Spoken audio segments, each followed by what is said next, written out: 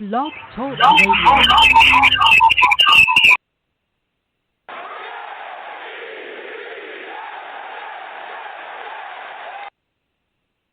Good evening, everybody, and welcome back to another episode of Let's Talk Jets Radio. This is one of your hosts, Tyson Roush. We have an absolute jam-packed show for you. We have a new coach. We have quarterback rumors. We got all kinds of chaos. I mean, Mr. Tyrone, how you doing, man? What's going on, Tyson? Hey, baby, this is a good day, baby. Got our coach. Might be getting deep. Might be getting one of the best electrified quarterbacks in the NFL. Make the trade, Joe. Make the trade, baby. Hey, man, I'm excited, bro. We got to go ahead. Well, hold on. We'll go. I know we're all excited, but let's start. This time last week, we were pissed at the New York Jets saying, you know what? You let Rob Saleh leave the building. How can you do that? Do we go Arthur Smith? What do we do? But to the Jets' credit, man, they got their guy. They got the guy we all wanted. How excited are you about that? I'm extremely excited. It's the guy I wanted, bro. Like, I'm going to be honest with you. I really thought we made a mistake letting him go out the building. And like I said, man, Joe D did the right thing, man. He got the guy he wanted. And I was really thinking that we made a mistake. I really did. And, he knows better than me. So I'm excited, man. He's a leader, bro. Like, he just comes in, man, and he's going to be that fiery guy. The staff he's putting together, I like. You know what I'm saying? I like the kind of people he's bringing in. So the OC, definitely something that we need. Actually having a quarterback coach, something that we need, whoever our quarterback's going to be. And just him doing what he got to do, man. So, I mean, like, you got to look at it, man. We go from a situation that we had an offensive coach that was just only the offensive coach. So we have a coach that's going to coach in all aspects, all three phases of the game. That's how you win. That's how you build. And like you said, man, he wants to be a leader of men. He wants to show them how to win and turn this thing around. And it's not an easy job, but it's a good job to have with the right tools. And I respect Joe Douglas because he didn't go like we thought he was and hire one of his friends. He hired somebody he had just met on a Zoom call. So that means that they're willing to put whatever work got to be in to get it done. So I'm excited about that, bro. I like the hire. It's the guy that I wanted, and I'm cool with that. I didn't want Arthur Smith. I didn't want anybody else. I wanted Wink to get a shot, but when we got Saleh in the building, just knowing that he's what we need right now, to have this and hold guys accountable and to lead by example and be, show some emotion, man, and just giving us, this is an energetic fan base, man. This is one of the best fan bases in the league, if not the best. You know what I'm saying? We're always top 3, top 5 in attendance every single fucking year. Oh, Tyrone, listen. I know you're excited. Let's not go top 3, top 5 in attendance because that's just not even remotely true. I know you're excited, but that's not. We are a loyal fan base. We deserve a lot. We are passionate. We are crazy. We're not the biggest. We are not the best, but we are very good fans. But I agree with a lot of things that you said. And listen, we have a face of the franchise now. It's not Sam Darnold. It's not Quentin Williams. It's not Mekhi Becton. It is our head coach. He is the face of the franchise. It's an instant culture change because all of a sudden, you know what? Now guys want to come here. Now we can recruit free agents. Now we have like a different personality of our team. We would do like I can't wait till Thursday at 2:00 to see his press conference because he's going to inspire all of us. He's going to give us that no-nonsense speech where it's like, you know what, I'm here, I want to win. It's about hard work. It's all gas, no break, all this stuff, dude. It's great. The staff he's putting together is good, but I'd like to see some veteran guys in there. Greg Knapp is a very experienced guy. You need some veteran coaches on your staff to help you with time management, roster management, some of the rules, help you keep things organized. As a first-time head coach, man, it all happens very fast, let alone in this market. So you want some veteran coaches on your staff to kind of guide you a little bit, kind of be your shoulder to lean on. Like most coaches always have that guy. So you want maybe it's Greg Knapp, maybe he hires a guy on the defensive side of the ball that does it. But I'm hoping to see I'm curious to see the defensive coordinator, but hopefully it's like a very prominent veteran guy. Yeah, absolutely. I mean, we have to understand, and this is the thing that we get so enamored with as fans. We get so excited over the coach, and we don't understand that this is the first time coach. It's going to be a learning curve. It's going to be a whole new system. But I heard a quote, man, by Bill Parcells that really just kind of blew my mind. And what he said was, he was like, when he took the Dallas job, he said, man, Bill, he's known for a 4-3 guy. He said it'll be 2 years before I can get my guys in here to be a 4-3. Yep. So I got to be a 3-4 tail end. And we have to understand that with Saleh. You just can't just change things over because you have the Todd Bowles players and the Adam Gase players. So you got to get the kind of guys that he needs in the running system that he wants to run. So there's going to be some growing. But we just want to see growth. We want to see productivity. We want to see accountability. We want to see a competent coach.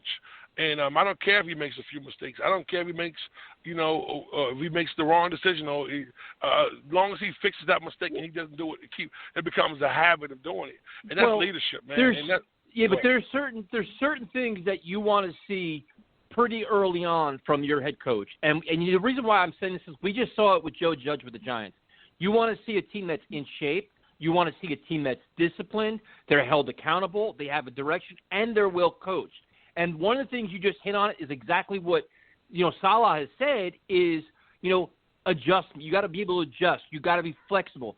The NFL is ever changing, man. Things are changing day by day, game by game, hour by hour. If you want to sit and be like Adam Gase and stubborn and arrogant and everything else, the league is going to pass you by. The game is going to pass you by, and winning is going to pass you by. So you got to be willing to be open-minded. You got to be flexible. You got to be adjust. He's bringing in a lot of young coaches. He's bringing a very open mind. He seems very flexible. He seems like and one of the things I liked about him, like I watched a lot of his press conferences, dude. He is very cognizant of his weaknesses. He's like, listen, if I'm not this kind of guy, I will bring in one of my coaches that is that kind of guy to fill my void because I know it's a void. That says a lot, dude. For a coach, a head coach, to identify, listen, I know I'm going to find my weaknesses and I'm going to address them through somebody else so we're well-rounded. That says a lot, dude. Yep. Hey, I read that same quote and I loved it. That shows. But listen, what I want to see, and we'll know by game one, if these guys out here giving 100%, flying around, willing to walk through a wall for this guy, and every player that he's coached said the same shit. This guy is that kind of guy. He's going to give that kind of energy. He's going to be that kind of coach to where, these guys love playing for him, and that's what we want. Having us and we're not going to talk about the past anymore because it's a new day. But at the same time, man, just watching what we went through and watching not having that, not having a general, not having a coach. I don't think we had a coach. I think we had an OC pretending to be a coach. So having somebody. The other thing. What? No, but just to kind of go what we were just saying with this, I didn't mean to cut you off, so I apologize for that. But it's like the one thing that really resonated with me, and it's something that Jamal Adams said, something that Robbie Anderson said. What this guy is going to bring you is a culture where they all feel like family. They all feel like they're part of the team. It's all for one, one for all. And the Jets haven't had that, dude. They've had a bunch of individuals playing for themselves, worried about everything else but winning because nobody cared. Nobody's holding them accountable throughout the entire organization. So if you have Tremaine Johnson fucking off, nobody cares. You have guys late for meetings, nobody gives a shit. You're out of shape, nobody cares. But now the perception right now is that they're all going to be vested. Like, they're all going to buy into his program, and they're all going to fight for one another and play for one another. Now, granted, Adam Gates' teams for the most part, played hard most of the year, but a lot of them are on one-year contracts, too, and stuff like that. But I just think that, like, the quote about Robbie Anderson where he's like, I lost the love for football in New York. I lost it. Jamal Adams is saying the same thing. A lot of players, they're all kind of hinting that they weren't playing for the team, dude. They weren't playing for each other. I think that's going to change now. Like, you're going to have a whole different culture here. That's what fosters winning. That's what attracts players. That becomes a program. And then when year after year, you know what you're getting yourself into. Damon Woody said something this week. He was like, he said, for the first time in a long time, I felt the Jets are getting it right. And then I have to agree with that as well. I just think that this was the right move, it's the right coach for what we're trying to do. Like, you have to understand it's been years and years of bad coaching and bad drafting and not having talent in the business. And divided locker rooms. Exactly. You have a coach that would rather that wouldn't adapt to using Le'Veon Bell. I mean, that just shows you how stubborn this guy is. And having a balanced offense. They're trying to do these fake-ass screen passes and these slants that wasn't working. You know what I'm saying? This is a horizontal league, not just a vertical league. And not running the football when you have somebody like that, or being stubborn instead of using the young guys, using Frank Gore. I mean, this is or not having the guys buy in. I don't even. To me, it's deeper than that, dude. Like, I don't even give a shit about the semantics of the play calling. I don't even care about that. The program within itself, nobody bought into what Adam Gase was selling him. Exactly. Nobody believed it. They knew he was a dead man walking. They knew he was right. So that changes now because now it's like you have a guy that's going to preach it. He's probably going to work him hard. They're going to play hard, all this. But now it's like all right, we have something we can buy into now. Now that's not guaranteed it's going to work. If he comes out and is over his head, that changes everything. But I think he's trying to put together something here where it's like, listen, we are all part of this together. We're all going to work together as a team, and we're all like, I think it's going to be a whole different mindset here that we haven't had in a while, dude. Like the locker room is a mess. They don't know we don't know which way is right, which way is left, how to win, they know how to lose. They've accomplished that. But now it's like you got to set a whole new tone here. Like this is going to be our winning mindset now. This is our keys to victory. Not the same old shit, not best practice team in the NFL and nothing translates. Not mindless, stupid shit that we know is not going to work. I'm almost sure half these players knew these play calls weren't going to work. They're like, you know what? And they tune you out. That's why you saw guys like Perryman quitting and Herndon playing like shit. They knew, like, at some point you give up, man. You're like, you know what? This is never going to work. This guy's going to get fired soon. We're all going to start over anyway. At some point you do that. And I think a lot of it's going to change now. Well, you know what's so crazy, Tyson, that I think the guys stopped buying in year one, game 3. Like that's what we got to look at. They never bought into what he was selling, you know, and that's the point of knowing that this was law. That's why last year they should have cut their losses.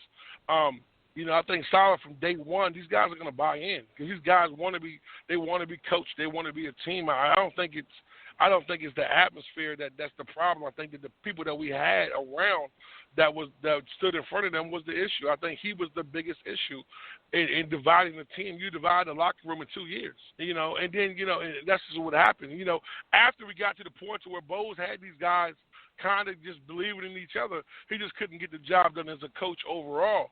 But as for unity, as for the team, he had that. He didn't hold guys accountable. I think all of that has to change. And you come in with a guy like Gase who only sees offense, who didn't care nothing about the defense. So you could tell the defense was together, but the offense wasn't because no one bought into that. Then your coach at halftime wouldn't even talk.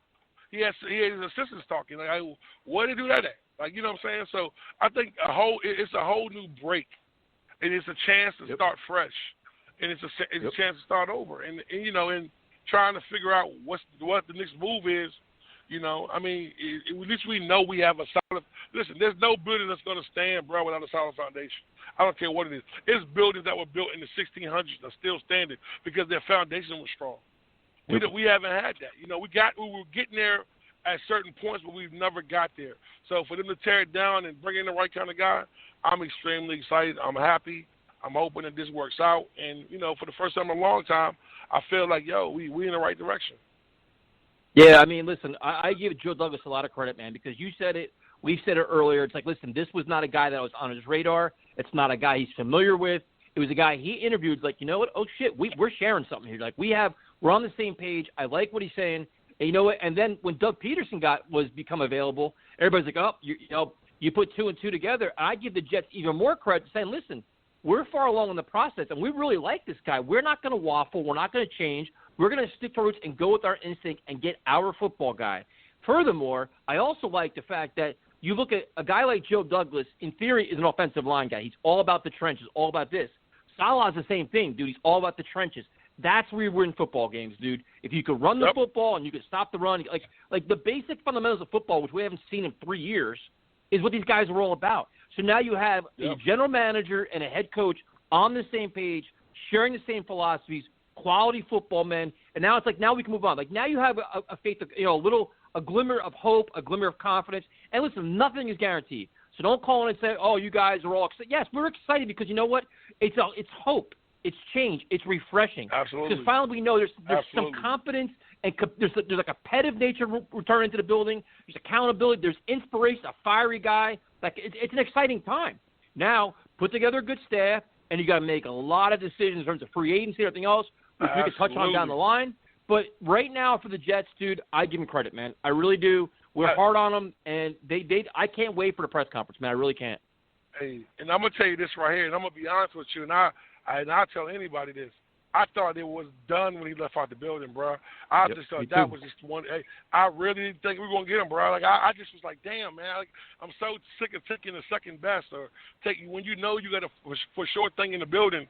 And I was scared, bro. I'm gonna be honest with you. But when he left, I was like, okay, take him off the list. Especially when he went to the Eagles, I was like, oh, it's done. And for them to pull that off, man, like I'm gonna give Joe D all the credit in the world for that, man. That took balls because. He's now tied to Saleh. So if that doesn't work, then he's pretty much sure his job is gone as well. So they're going to make it work. And yeah, absolutely. And you know that. That's why I respected him for taking somebody that he didn't know, he didn't have a relationship with. That's showing leadership. That shows growth. And that shows, okay, this guy must be special. Because I know somebody like Peterson or somebody like Wink that he has a relationship with, that he's been with. But he said he was going to hire the guy that was going to fix it, that was going to turn this thing around. And that's exactly what he did. So I'm excited for it. And, we might be saying this shit a year from now, like, oh, we messed up, but who cares? Today, let's be happy, man. Let's just enjoy this, man. Let's enjoy that the bad guy is gone and we got a new sheriff in town, man. And, he's all about family. He's all about love. The man got 7 kids, so he loves his wife. You know what I'm saying? So he about to come in here and be fiery as hell and turn this shit up, man. Like, start holding these guys accountable. Start making these guys work. And you made a good point, too. We'll go to calls next. It's just like Joe Douglas, this is his job's on the line with this head coaching hire. And it's got to be a guy. He didn't go to a guy he knows. And the guy's a defensive guy. So that just shows you how much he must have impressed you because the notion for a lot of fans was like, okay, we want a CEO kind of coach, but we want an offensive innovator. We want some guy to, like, help our quarterback, help this. And the Jets went out and hired a defensive coach, and they're getting a lot of respect for it, and they're getting a lot of credit for it, which is like, if you would have said, you know what, you're going to fire Gates and hire a defensive coach, would have been like, oh, you're out of your fucking mind, dude. What are you, crazy? And they did that, and they're getting lauded for it. Like, everybody's saying, you know what, quality hire, good job. He's putting together a young staff with Miles Austin and all these guys. It's encouraging, and we'll see what happens. So we'll go to the calls, 929-477-2651. The lines are jammed, so we'll do our best to get everybody on as fast as possible. I know everybody wants to talk to Tyrone because he's a celebrity, so we'll do our best we can. We're going to go to Mark in Dallas. Mark, what's up, man? What's up, Mark? How you doing, Hey, bro? what's up, guys? How you feeling, baby? Hey, so the Saleh hire, I think they finally got this thing right. Hopefully, I like how everybody's been, raving about him with his leadership and stuff, all his ex-players. I think we finally got it right.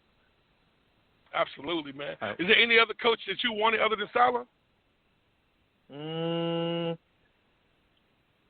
I was thinking maybe Dable, but he obviously decided to stay with Allen for another year. So. Okay. No. So are you? What are your thoughts on his staff, man? Do you want to see more veteran coaches on the staff, or are you okay with all these young hires?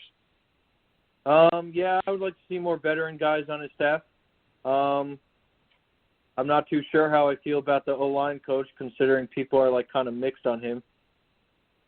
Yeah, my buddy of mine is a football, like, he analyzes football pretty closely, and the minute the Jets hire him, he's like, this is the first hire I don't like. He's like, a lot of his quarterbacks get beat up, all this.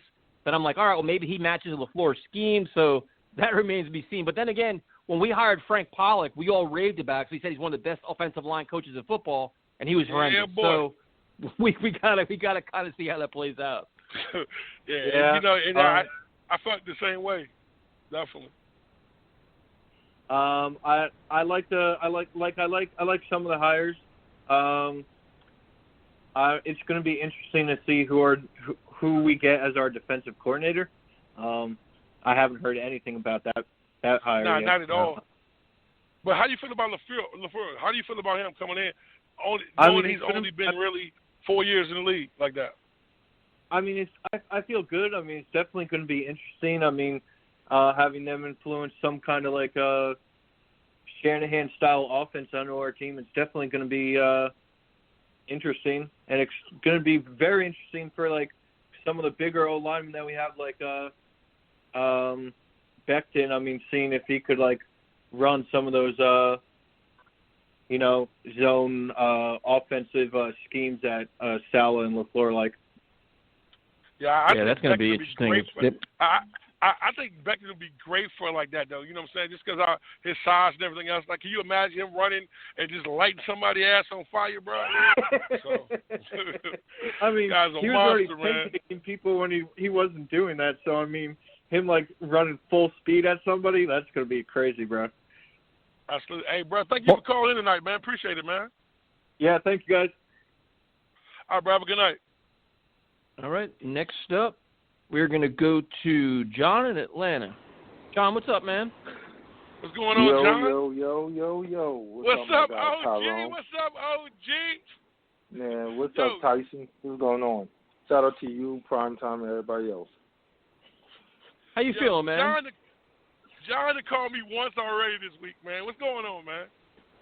Man, I'm good. I'm glad, happy. Coach finally started on the dotted line. He's officially ours. Hey, I'm ecstatic. So, ask Tyson what you asked me this week. Man, how do you feel? I asked you a whole lot of things. What did I ask you? All right. So how do you feel about LaFleur right now, and how do you feel about the offensive line coach right now? Offensive line coach, I'm not putting too much into it. It's really all about the players. Offensive line, I'm okay with it. You know what I mean? I want Penny Sewell, but that's only if you don't draft a quarterback. But if not, I'm okay with sticking with Fan at right tackle. Beckton is our left tackle, Hall of Fame in 10 years, hopefully. Get rid of Van Roten and Alex Lewis and get a couple of guards in. And what is it, McGregor, the center? McGovern. I think he did. McGovern. I think he did all right for, I'm gonna say, the second part of the year. So let's just run with it another year and see what we got. If not, either go get somebody in free agency or draft somebody. Well, it'll be interesting to see if they bring Elflein back, who seemed to play pretty good at the end of the season. They got Cameron Clark. They have a couple other guys there that you're kind of curious to see what they can do, and you're curious to see how they scheme this offensive line. Like, can they bring in younger players? They have to go out and get a Thuney, so that could be really interesting. What are your thoughts on Miles Austin and guys like that? Do you like having a young staff? Do you like Greg Knapp as a quarterback coach? I don't even know who Greg Knapp is, to be honest with you, so I can't even sit here and tell you I like it, I don't like it. Are you happy we have a quarterback coach? I'm just happy you don't got Darryl Loggins anymore. So if they would have hired you as a quarterback coach, it's an upgrade, to be honest with you. So, but let's just see what he do. I'm just still curious of what they're going to do with the quarterback.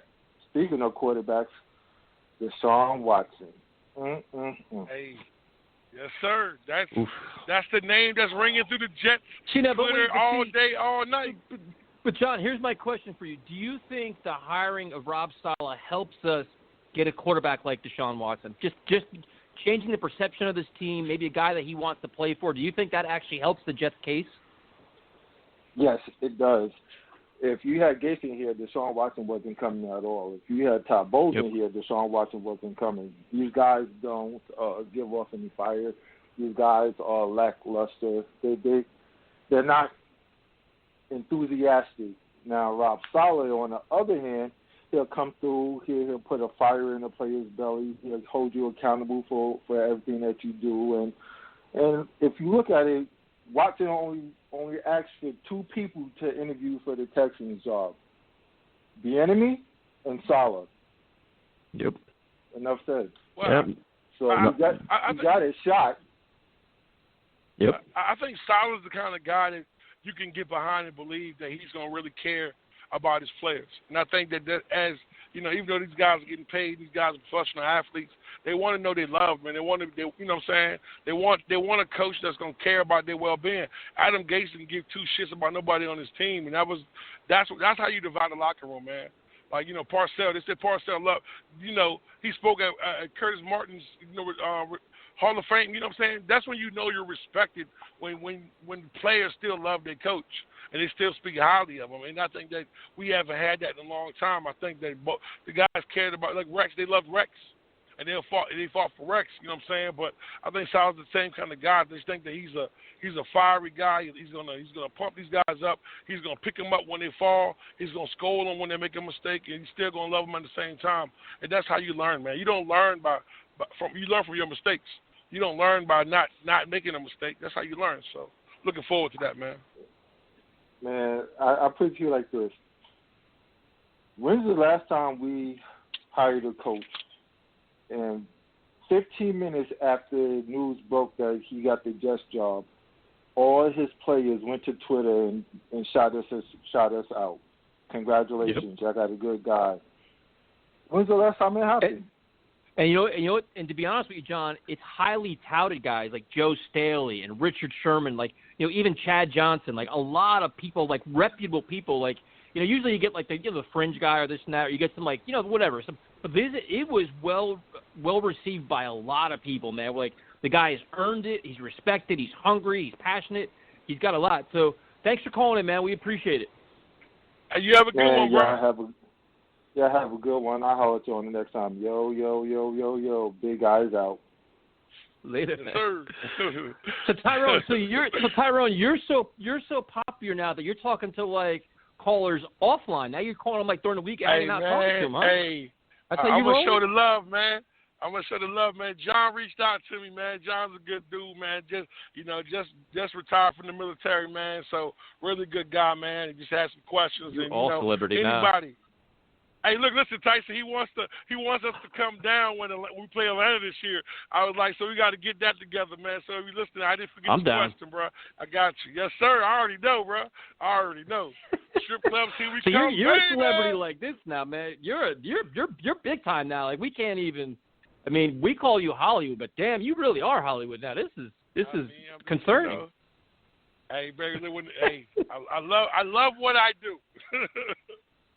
Yo, let's go. You gotta be shitting me. We're gonna go to, I hope I say his name right, Latif in New Windsor. What's up, man? Oh, wow. Hey, what's going on, fellas? What's going on? Hey, man, how you feeling, man? We got a new coach. What are you thinking, man? What's your opinion, bro? How you feeling? Excited. Very excited. The last couple of coaches we had, I mean, when Todd Bowles came in here, we didn't know what we had. We figured we'd give him a chance. Gase, we all know we didn't like that hiring. So Saleh, I mean, he's brought excitement to the Jets fan base. And Absolutely. It's optimism. And, we just got to take it from there. And, already I think I saw online earlier that when he signed his contract, he said no shortcuts. That's what you need from a leader. No shortcuts. Yep. Absolutely, bro. That's what we needed. That's what we've been waiting for, man. And like I said, man, it's been hard because it's been a hard 2 seasons, man. 1 and 13, it's 1 been and 12, man. It's been a hard decade. It's been a hard Absolutely. decade. But these last 2 years, bro, listen, when it's hard for me to watch a Jets game, that shit speaks volumes to me. But one more question for Tyson to get at you. How do you feel about the guys he's hired on his staff so far, like LaFleur? How do you feel about him right now? What's your opinion on him? So far, I like what he's doing. I heard someone mention about the offensive line coach. I don't know too much about him. He was there in the 49ers. The Niners pretty much have like a decent offensive line. I know Staley was there. I think Tomlinson was there. That offensive line seemed to, that offensive line went to the Super Bowl, so you got to give it some credit. The OC I like a lot. He's Matt LaFleur's younger brother. And from what I'm hearing, he's going to bring Shanahan's offense. There's going to be a little bit of Green Bay in it. It's going to be a little bit of Chiefs in it. So it's going to be fun. It's going to be different. I mean, anything after watching Gase's offense for the last 2 years, it can only go up. It can only be better. You're talking about all these things that are going to be in this offense. Is there going to be a Deshaun Watson in this offense? Hey, that's the $64,000 question, and I hope so. You know what? We got 18 picks over the next 2 years. I don't mind giving up 3 first-round picks. Give them one of the pick. Give them the second-round pick this year. Give them one maybe Seattle's pick next year, and you give up another first-round pick in 2023 and make it happen. I don't care. Dude, I think you can't pass up a player like that. at 25 years old that led the league in passing, and he's perfect. I mean, he's you know what he is? He's Trevor Lawrence right now that we hope Trevor Lawrence would be. He can win with his arm. He can win with his feet. He can do everything we thought Trevor Lawrence could do if we was going to get him. Trevor Lawrence is gone. Let's make it happen with Watson. Well, the thing is, the way I'm looking at it is like this, and I know like the whole argument is going to be about compensation, what we can afford, what we can't afford. To me, it's like this. We have lottery tickets with draft picks, which especially now with no combine, makes you even more nervous with the quarterbacks, especially Zach Wilson with no combine. You have Sam Darnold, to me, is a lottery ticket because I still don't know what he is. I got to give him the fifth-year option. Right. Or I have my known commodity. I know he's a top 5 quarterback. He's already proven that. Like, we know we're getting a 25-year-old quarterback heading into the prime of his career. And this is not a 1-year thing. This could be a 10-year thing. He's already in a contract for a few more years. But this could be a long-term answer, probably one of the best quarterbacks in the history of our organization. Like, to me, it's a no-brainer. Not to cut you off, but this could be a 15-year You're thing. Right. I mean, Tom Brady right. and Breeze, they played into their 40s. And you know what? I know people say, oh, compensation. Like, I know I saw one of your posts earlier, Tyson, and I made a comment, and people was getting at me, oh, you don't want to give up the farm, let Joe Douglas build through the draft. In 10 years, we've had 4 general managers. And the best draft pick in those 10 years that we've had was Muhammad Wilkerson. Yep. How many first-round picks that we failed in? But Adams, but the thing is, you're right about that. But the thing is with this, and this is the argument with this, and I know everybody's going to come at me, I'm with you with the first-round picks. I'd give up 3 first-round picks. I have no problem doing that. Don't even have to include Sam Darnold. Trade Sam Darnold to the Saints, get whatever you want. Here, the thing with the draft picks isn't your first-round picks. It's all the rounds after that. And that's where McCagnon failed us. Second, third, fourth, fifth round. That's what separates you from everybody else. Everybody, that's where we failed, though. Yes, McCagnon, and Tannenbaum. Tannenbaum had a nice run in the beginning, but towards the end, before he got fired.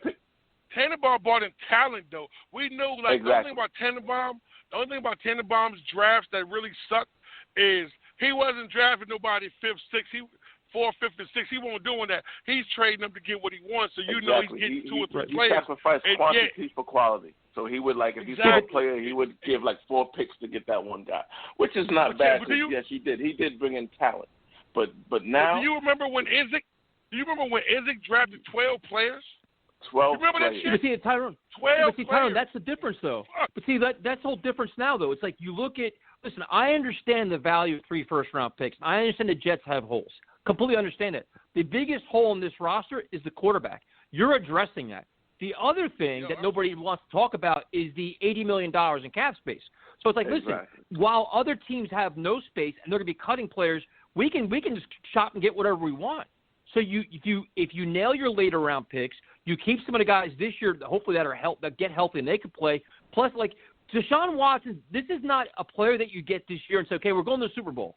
Say no, this year say we get him. This year is a much improved year with an eye towards next year. So, you know what, next year we could be very, very competitive. But guess what? After that, we still have him.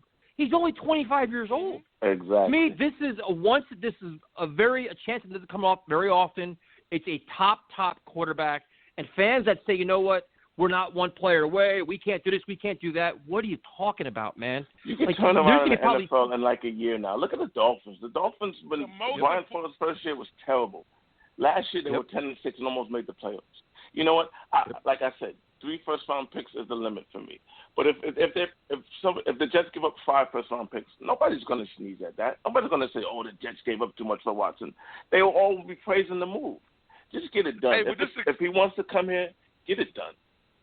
This and I question, think that's the thing. What's the most important? What's the most important piece on the football field? Is the quarterback. If you got that secured, you can make everything else happen. You know what I'm saying? And that's, you know, both of you guys are exactly correct. And I'm sorry, man. People are like, yo, you wouldn't give up 3 for Deshaun Watson? Shit.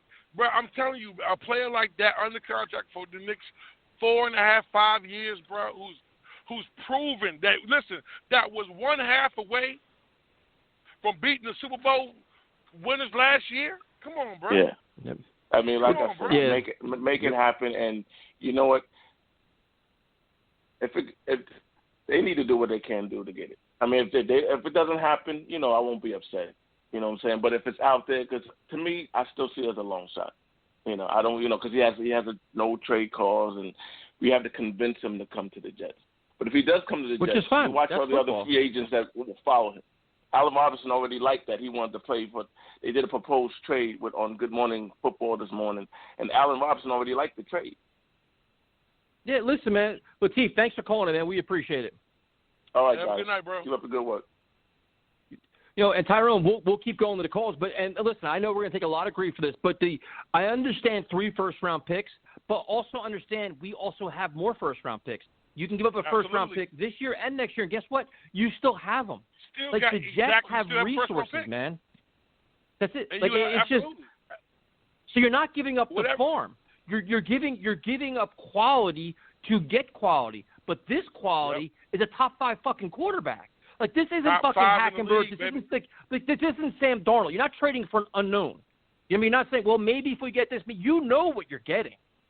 So do you have what I hate hearing is you got to give up the farm. No, I'm not saying give up 5 first-round picks. I'm not saying give up your first 2 rounds the next 3 years. I'm not saying none of that.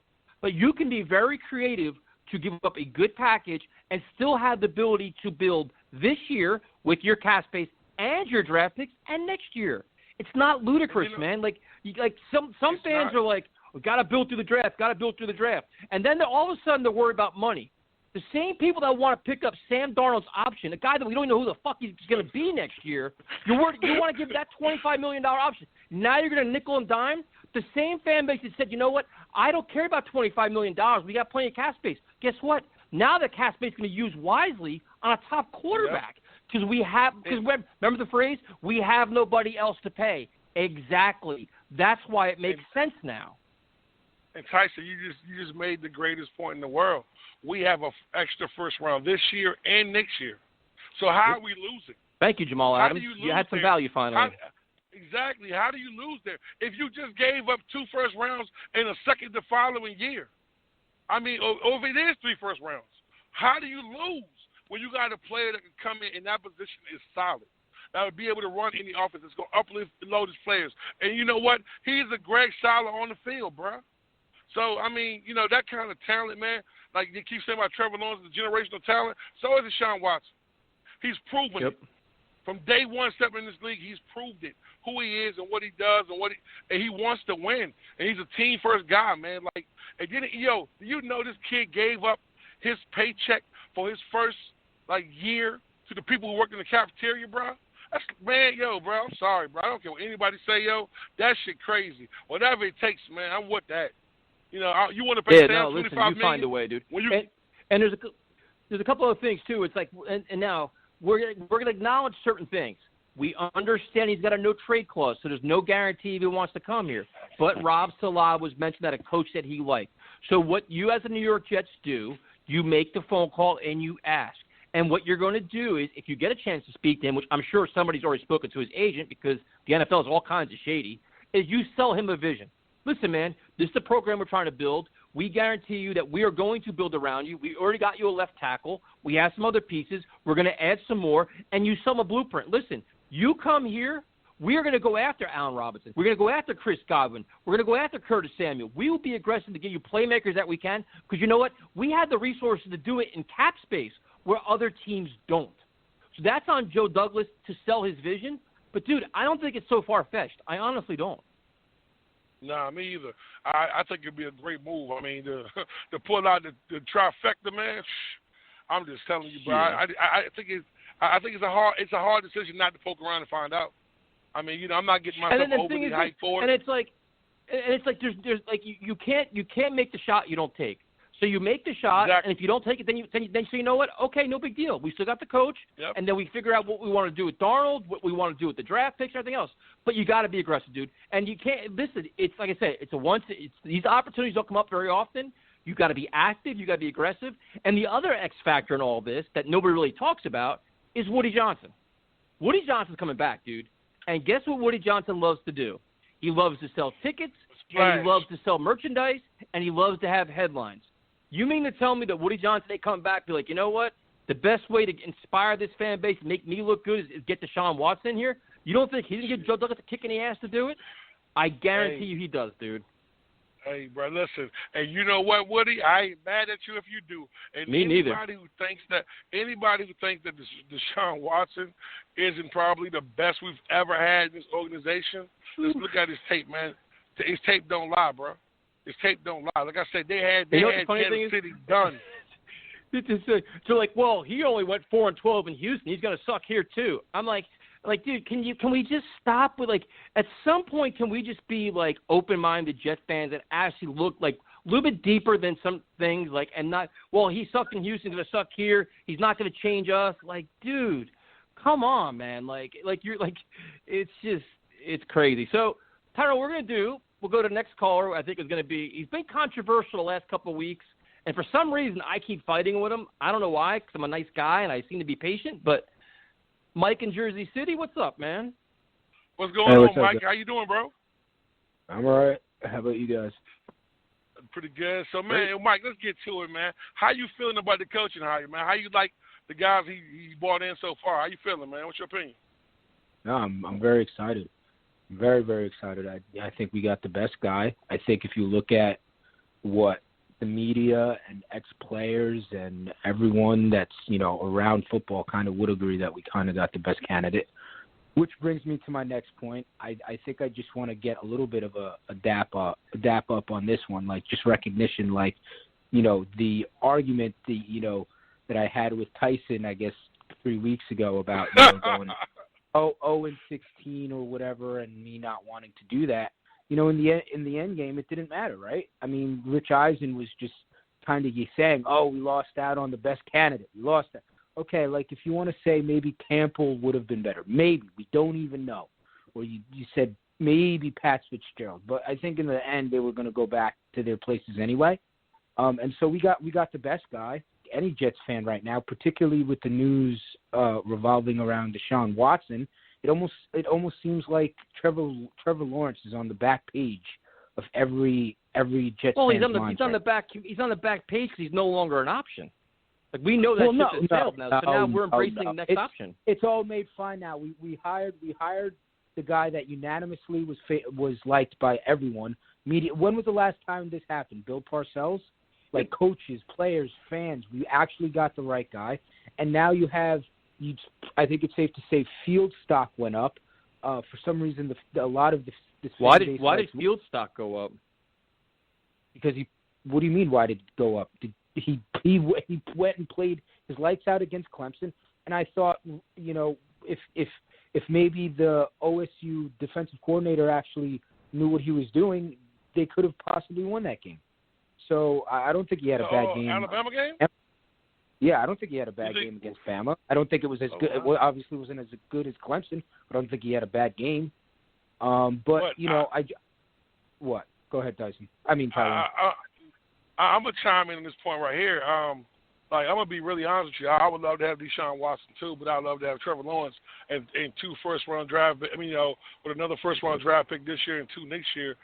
Trevor Lawrence, man, would have been, is what we wanted. You understand what I'm saying? So getting a guy like Trevor Lawrence, man, you're resetting the clock. Deshaun Watson wasn't even an option then, so we didn't think about that. So, that's not even. We don't even know if that's a for sure option right now. Trevor Lawrence was going to be the best quarterback coming out of the draft right now. Exactly. Yeah, I look at it with the hire. My whole thing too was behind my argument behind all of that was you got to get the coaching hire right. If you got the coaching hire wrong, it wouldn't have even mattered if we then ended up getting Trevor Lawrence, truly. And so now we got the coaching hire right, so that almost negates either how it could have gone either way. And you bring in a guy like Michael Floor. How does it negate it? I don't understand. Listen, I understand what you're trying to say, but I could not agree with you. I could not disagree anymore.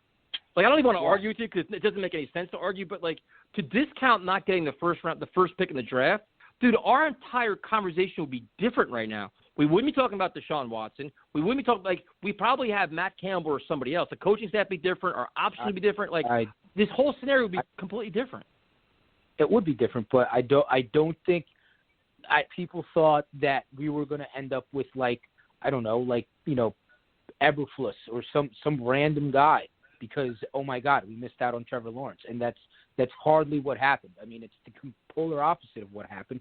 Whether you want to say we lucked out or not, I think the whole narrative, oh my God, we lost out on the best coaching hires because we didn't get the number 1 draft pick is bull jive now, is Uncle Shannon. It's not. It's not bull jive. It's actually true, but we're making the best of what we have in the situation that we're in.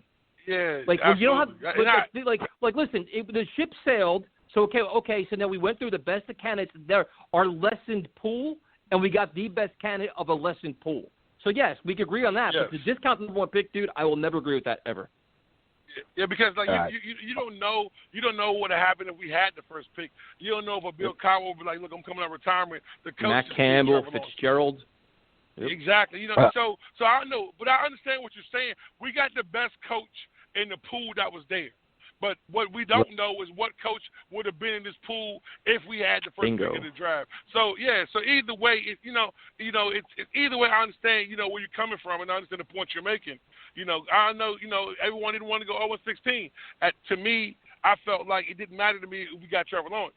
I wanted Jacksonville to win one more game. I wouldn't have gave a shit how many games we won if we had the first pick of the draft. Jacksonville just shit the bed. So I understand that. Right. So if you look at like Urban Meyer, he took the job because of Trevor Lawrence. He took the job because he wanted to help Khan. You know what I'm saying? It wasn't because of that. He knows he's having a solid commodity, and that's the problem. A lot of people aren't understanding is that we love Sam as a person, but we don't love him as our quarterback because he hasn't proven to us that he can get the job done. That's why we're talking about other quarterbacks. So now you have to sit around and figure out you don't have that one important piece solidified. So you're having to wonder what we're going to do. You understand what I'm saying? With no that's combine. The most important. Yeah, that's the most important chess piece. You know what I'm saying? And not to have that that's been our issue for so long, man. That's why I guess I'm about to apologize my damn self. I guess because I wanted a quarterback so damn bad because we just haven't had one for so long, man. You know what I'm saying? Christian Hackenberg type bullshit, Geno Smith type bullshit. Those kind of quarterbacks that never got the job done, and I just wanted somebody to come in, solidify the job. That's why I'm so hype on Deshaun Watson because I know, you get a guy like that, he comes in, it's done. That box is checked. You know what I'm saying? With that box with Sam, it's not checked. That box, if we drafted Phil, it's not checked. You understand what I'm saying? You don't know what you're getting with these guys, and that's the whole issue. And it's so scary right now, because you got a good coach, you got a good OC. We got $80 million and we cut a few players. It's probably gonna be more like $100 million in cap money. So we can go out here and and then a lot of good players are going to either get traded or released. So we got a chance to really, really bring the right pieces in to make this team better. At an expedited rate. I think if we do get Deshaun Watson, I want Deshaun Watson. Don't get me wrong. I want him bad. Obviously, for any Jet fan that thinks they'd rather keep Darnold, that's insane. That's asinine. That's asinine. That's you want Deshaun Watson, but there's a but. If what we're seeing on Twitter and all of the projections of what we would need to give up, you'd still have to say look here, this team is still still has a lot of holes that need to be filled. So between a combination of free agency and the 18 picks that we have would be our, I think, long-term future would be the proper way to rebuild as opposed to, okay, we get Deshaun Watson. Now, realistically, yes, that means second overall is definitely gone, perhaps even 23. Now we're out of the first round. We give up our first rounder next year and perhaps even 2023. And who even knows if they'll want a player from now? I don't know. They want Quinnen Williams. They want Becton. They want May or something. You two, Tyrone, everyone there, you're willing to give that up for Deshaun Watson? Listen, I am. Number one, I'm not. You think they're going to ask for 3 ones and ask for Quinnen Williams as well? Why not? That's a lot, bro. That's a lot to ask for. It is a lot, but why not? Deshaun Watson but is. If I had to make that choice, then I'm gonna do that because why? The most important piece is that box is checked. The kid's 25 years old. Yeah, but see, that's 10 years. The other thing, Tyrone. The other thing is we also got to keep in mind. Listen, I know everybody wants to say they want to say what's the max you'd give up. What's the max you give up? The other thing, too, is that at some point the Houston Texans could be in a really bad spot. They're saying, listen, Deshaun Watson can control exactly where he wants to go. He said, listen, there's 3 teams I'll go to, Dolphins, Jets, and Saints. Okay, those are the only 3 teams I'm going to go to, and I will not play for you. So then it's going to be some pressure on the Texans. Like, hey, listen, the Jets can say, listen, man, here's a take it or leave it offer, and if you don't want to take it, fine, because then, he doesn't want to play for you anyway. So I think there's ways to get around it. And, Mike, I understand what you're saying. It's going to be a lot to get him, but look what we're getting in return. Like everybody wants to focus on the number 2 pick in the draft. Would you rather have the number 2 pick in the draft and draft Zach Wilson, or give away the number 2 pick in the draft and have Deshaun Watson? To me, it's a no-brainer. You feel me? Like that's it. Like, I'm cool with it. Like, I understand what I'm getting in return. Like, the draft is a lottery pick, man. It's a lottery ticket. Yep. We don't know what we're going to get. And the thing is, I don't think it's going to cost both first. But I don't think it's going to cost both first-rounders this year. And even if we have, like, our second-round pick is a top of the second round. So it's like we have things we can do with. We can be creative. But if you make a trade like this, the pressure is on Joe Douglas to nail his draft pick later on the draft and maximize cap space. Right. Okay. But I think if we've seen an FA, I think he drafted okay. I think we still have to wait on a couple of guys to kind of show out, like the secondary picks that he chose. But FA, I mean, okay, Font is nice. I don't think people should really care for Greg Van Roten. Class was a mess. Yes, right? Absolutely. So now with giving all of that capital in the draft, we are basically like putting all of our eggs in one basket, all of our chips in then Joe Douglas basically nailing the FA this year and next year. Yep. And I think that that's a gamble, bro. That's a gamble. Hold on. But Tyler, hold on a second. How do you think the Ravens operate, or the Patriots, or any of these teams that draft well every year? At some point, you go in with good faith, saying, we're a competent organization. We know what the fuck we're doing. We have a plan. We know the guys we want. The only thing I'm mostly concerned about is the draft this year is going to be difficult, dude, because no combine. A lot of these kids haven't played. If they played at all, they didn't play much. I mean, you got to really hope your front office is really on top of their game. But I'm not going to go and say, I'm not going to make this trade in fear that Joe Douglas may fuck up free agency. I'm going to make this trade and say, I got confidence in this guy and his front office that's got all 6-year deals, that they know what the hell they're doing. And they can figure out a way to rebuild this shit. Let me ask a question. When we drafted Sam, did you think Sam was going to be a star? Because I did. Of course. No. Okay, so that's what the draft is right there. We all thought when we got Sam, and ain't but a few people can say they didn't believe that shit, that when we got Sam that he was going to be the guy. And 3 years later, we don't know. And we gave him who. So, I mean, but that's neither here nor there. Deshaun Watson, we know who the fuck he is. He's proven it year in, year out. That's what I'm saying. Yeah, I mean, if you really had to break it down right now, I think it's safe to say that Deshaun Watson, regardless of what he's done in the past, what he did this year, anything, he has to be a top 5, perhaps even top 3 QB you do anything to get right now, right? You think of guys like Patty Mahomes, Deshaun Watson, and I mean, I'm also including like age and the realistic side of it. It's like, yeah, sure, of course I'll fucking take Aaron Rodgers, but how old is Aaron Rodgers, right? So, but Deshaun Watson, he's in his fucking prime here. He's 25 years old. He's not even in his prime. He's heading into his prime. He's 25 years old. You have Brady fucking 43. So, Mike, thanks for calling, man. We appreciate it. Absolutely. Hey, have a good night, Mike. Yeah, you too. Hey, man, it's a new era, man. You and Mike, y'all ain't argue tonight, so that's a good thing, right? Well, I mean, listen. Like, I know that I think all Jeff fans agree that we all want Deshaun Watson. I mean, if you don't want Deshaun Watson, I don't really know what you're watching, and I'm really not going to have time to talk to you. It comes down to the compensation. What do you got to give up to get him? And that's where people argue. And I don't think, like, my stance is I'm not giving up the farm, but I will give up enough where it's gonna cost us something, but I know what the return is. And it's not you're not looking at the short term. I'm not doing this for 2021. I'm not doing this to say, we're gonna win a Super Bowl in 2 years.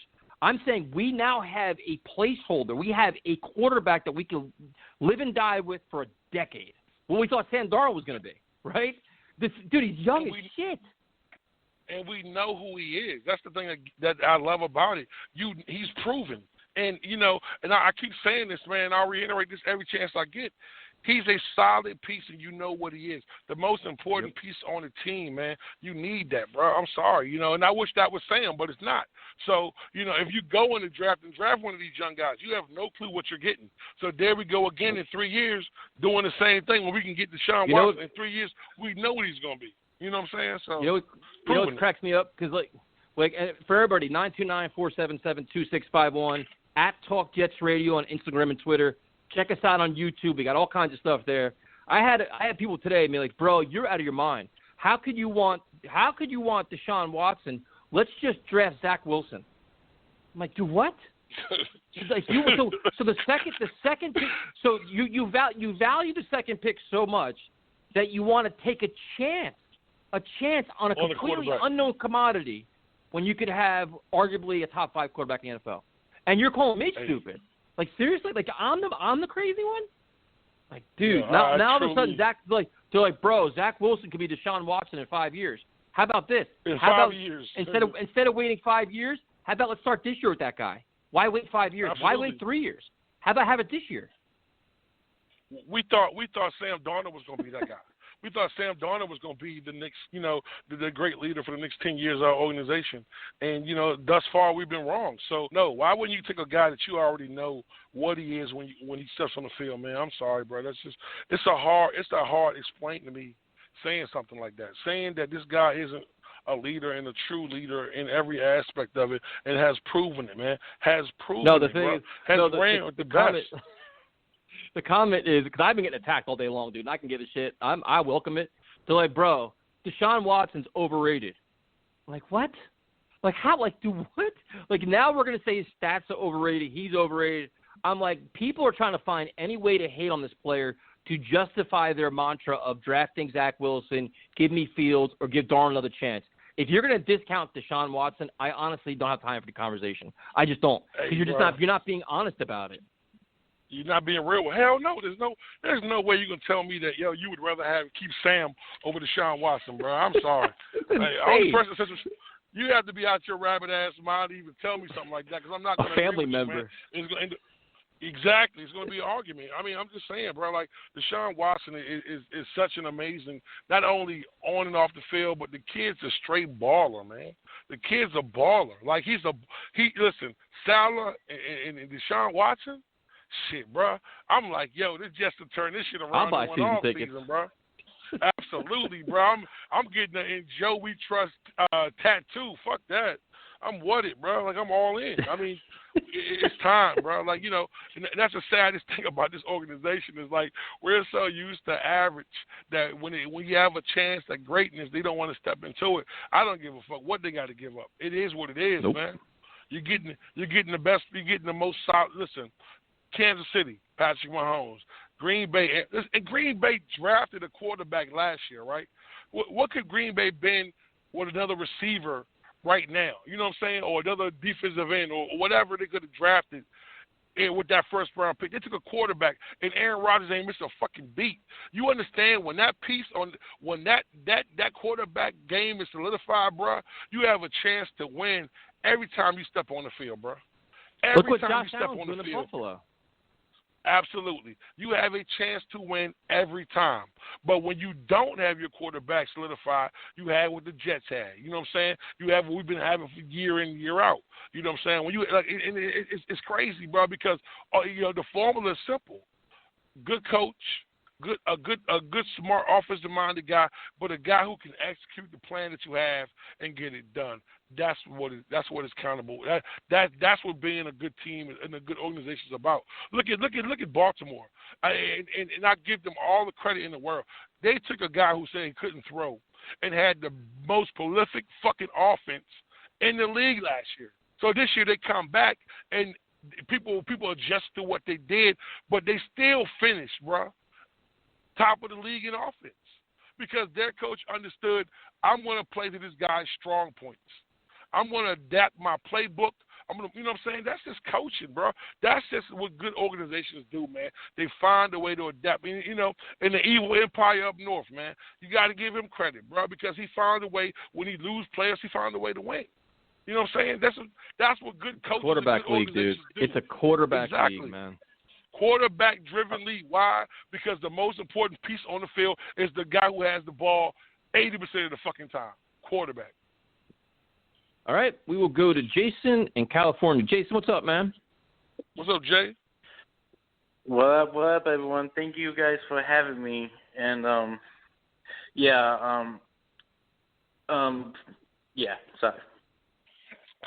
So Jay, how do you feel about the coaching hire, bro? What's your opinion about that? To be honest, I love the pick. He wasn't my top candidate, but you know what?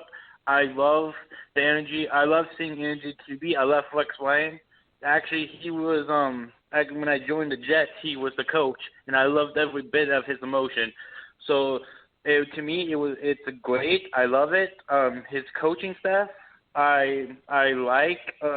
I'm hearing some of the QB coach has a lot of experience, I believe. Is that right? Yep. Craig Knapp. Yep. So who was your first choice? Good to see. Go ahead.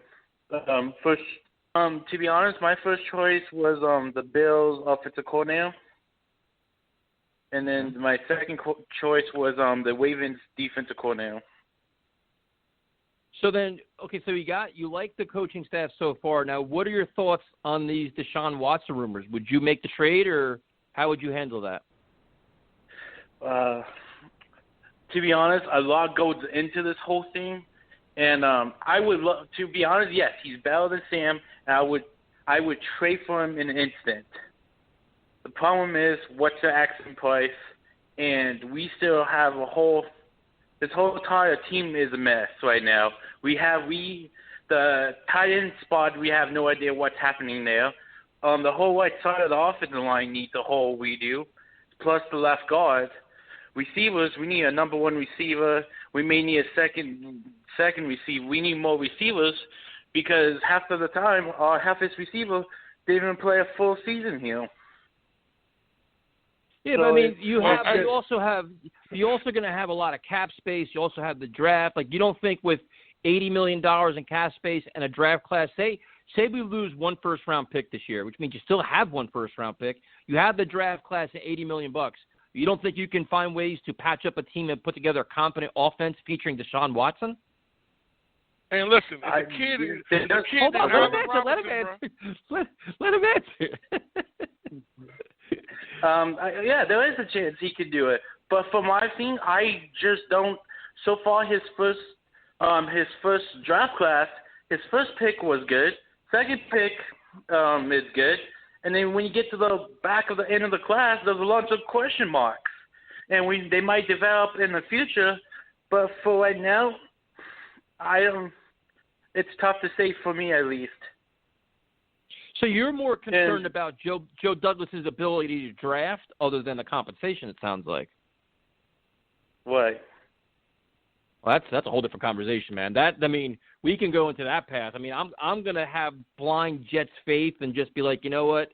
I'm going to try to buy into Joe Douglas and hope they get their act together and they draft better and they sign better free agents because that's what we have to hope for because now it's all in his hands. Like, especially if you make the Deshaun Watson trade. But even if you don't, say you say, you know what? I want to build around Sam. You still have the same faith in Douglas because it's going to be draft picks and cap space. What? So thanks for calling, man. We appreciate it. Have a good night, bro. And there's a guy named Allen Robinson that I would love to see on the Jets, baby. Absolutely love that. All right, we're going to go to Devontae in Texas. What's up, Devontae? What's up, Devontae? Hey, what's going on, man? How you doing? Doing pretty good, bro. Devontae, I got a question for you, Devontae. Yes, sir. How you feeling right now as a Jet fan, baby? How you feeling, man? Man, it's been so long since I've been able to smile about this team, man, for real. I'm eager to see what's going to happen in the future. I'm glad Gase is gone.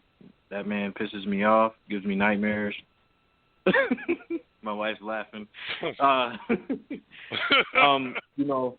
very excited about this coaching hire, though. I'm not gonna lie. I'm not too sure about like the quarterback coach. I don't know who he is and stuff like that. But I'm giving everybody a chance. I feel that Saleh will is making good hires. Like whatever he feels he needs to do it. You know what I'm saying? I seen Miles Austin. I thought that was pretty cool. I thought he was a pretty good receiver when he was playing, and you know Saleh's gonna demand the best, and he's gonna make sure his coaching staff is gonna demand the best. So I think that's pretty cool. Doesn't it seem like the whole perception of the Jets? Because like when the season ended, we're the laughing stock of the NFL. We're jokes. We're the brunt of every joke.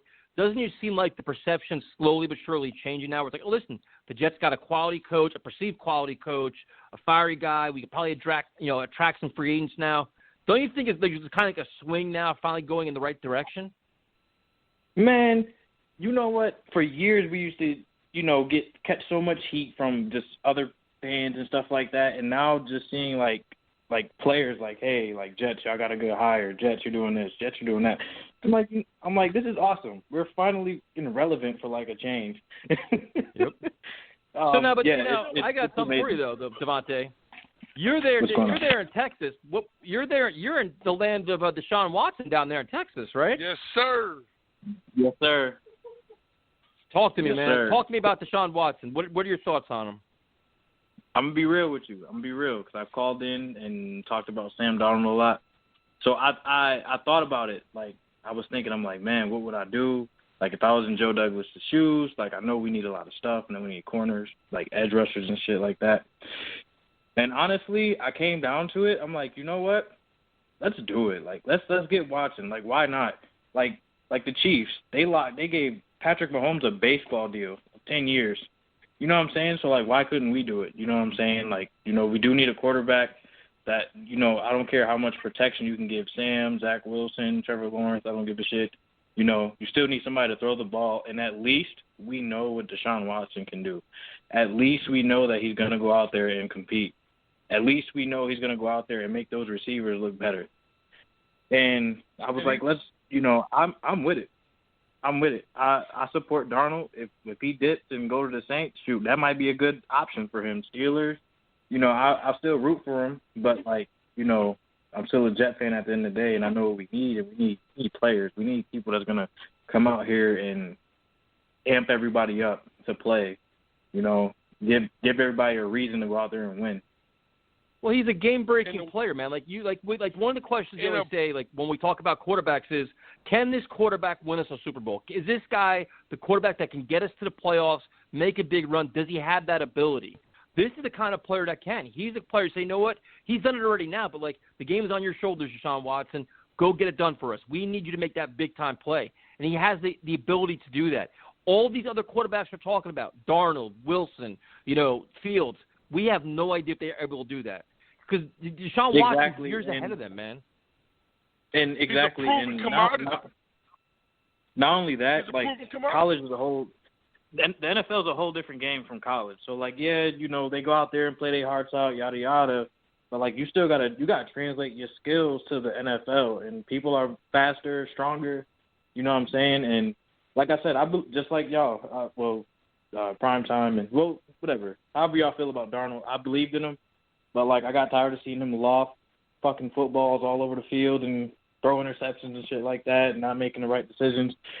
And half of it was Gase, half of it was him. Even though, Sam, I remember when I think last year he was like, I told Gase to yell at me and give me some motivation. And even though Gase didn't do it, you still got to, find it. You got to find that dog in you. Even though, call up Josh McCown, yo, dude, I need some motivation, something, but he just didn't play well. And if we can get Deshaun Watson, let's do it. Why not? That'll be a steal. He's a proven commodity all the way around, bro. He's proven, so battle tested. So how can you Thank be you mad? for calling in, man. We appreciate it. Have a good night, bro. I appreciate y'all for having me. Thank you. You too. We will stay to the very busy phones. We got our friend Eric in California. What's up, Eric? What's going on, Eric? What's up, players? Hey, man, it's a good time. It's an exciting time to be a Jets fan again. I didn't think we had a shot at Robert Saleh. I thought he was going to Detroit. They obviously shit the bed, and We benefit from that. Listen, I am all about getting Deshaun Watson. I don't think it's going to happen, but I am all about that. But that's an easy side to take because he's a top 5 quarterback. Let me step back and take the other side for a second. All right, just for argument's sake. The guy has had 2 blown out ACLs. He's had a shoulder injury.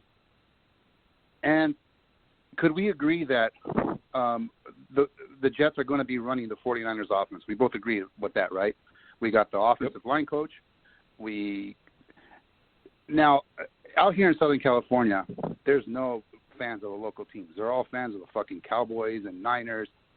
I've been saying for months to my Niner friends that for Sam's sake, I wanted him to be traded to the 49ers because everybody has been saying, but I've been saying for a long time, that system is tailor-made for his strengths, completely tailor-made.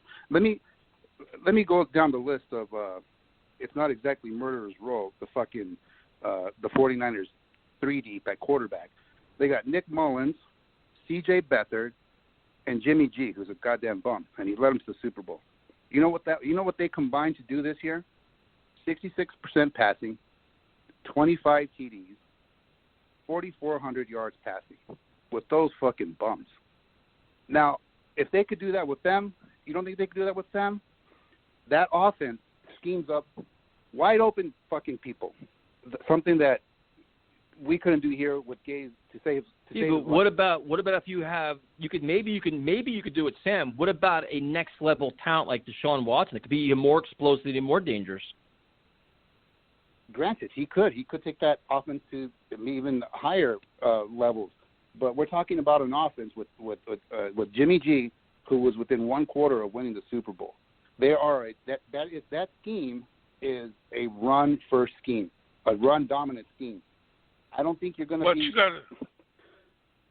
I don't think you're going to have LaFleur, who is going to want to change his DNA, even though he should, if he has a quarterback like Watson, away from what that scheme, that Shanahan scheme does best, which is a zone scheme, and you play pass, and you just get guys butt naked open, and it's easy pitching catch. Yeah, but look at what the playoffs are. If you look at a lot of these Tyrone. If you look at a lot of these playoff games, the running game is getting a lot more. A lot of teams are running the ball more to set up the pass. So a lot of teams are actually doing that. So it actually would fit. And you still have Mahomes throwing the ball all over the place. Josh Allen throwing the ball all over the place. Aaron Rodgers throwing it out. Like the playoffs start and everybody starts running the ball.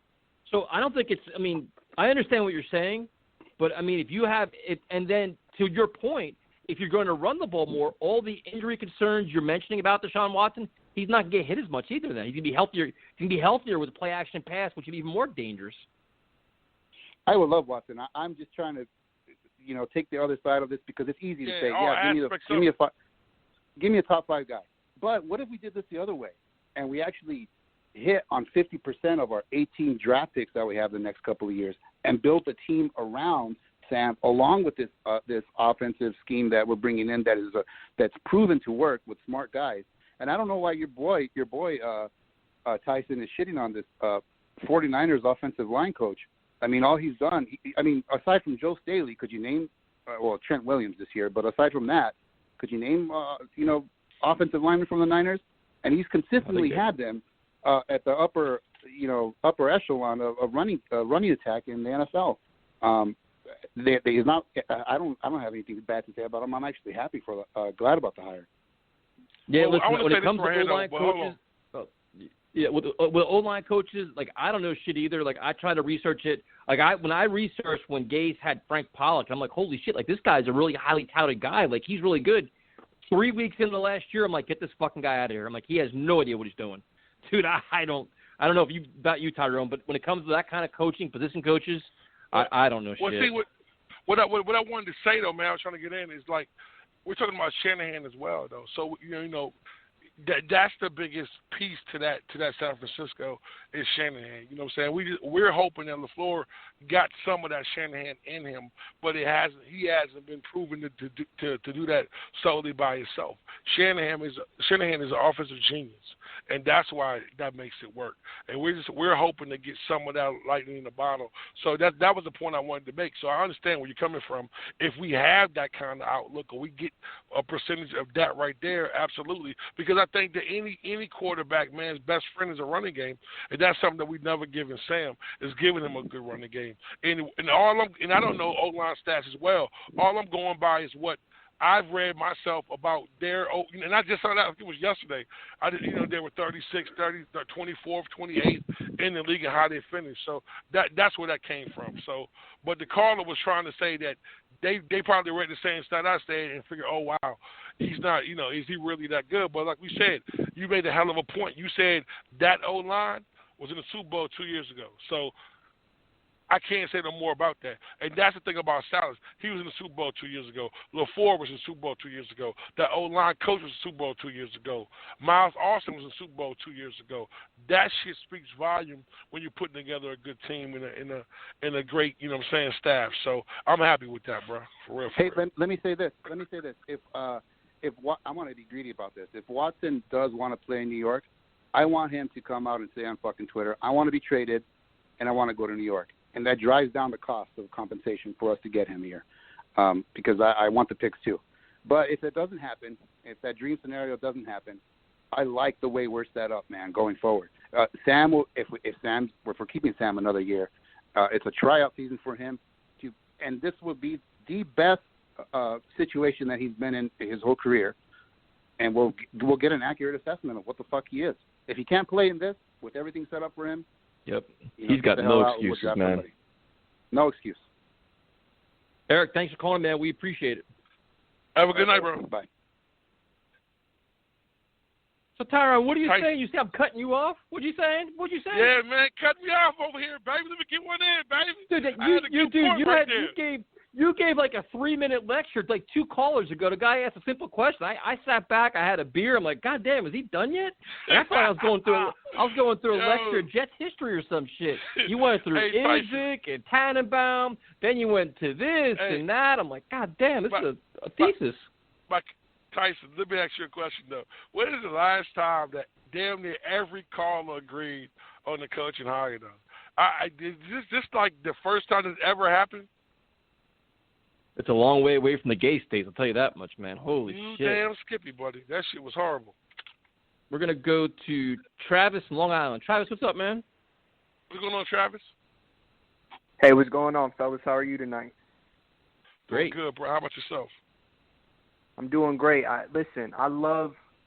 watch all the content you guys push out, Tyson, Prime, Tyrone. I love what y'all do, but I really love the Tuesday call-in shows because there's at least 3 or 4 times where guys are calling in, and I literally say, what the fuck out loud when these guys are talking.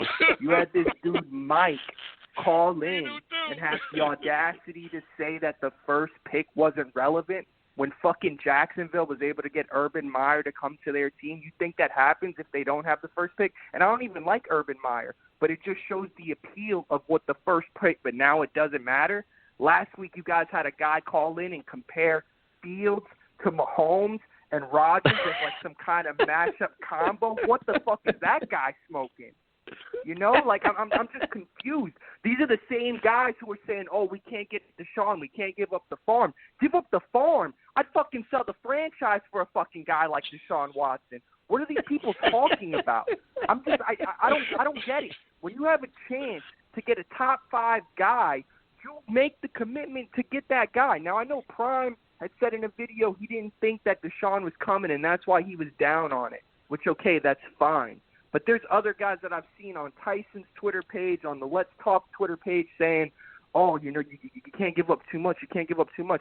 What's too much for a for sure thing at the most important position for a team? I mean, what? And I'm sorry about that rant, guys, but I'm literally I'm blown away by some of the ignorance that's coming from fellow Jet fans. These dudes gotta stop whatever the fuck they're smoking, whatever the fuck they're doing, because they're doing it backwards. You know what the funny thing is, though?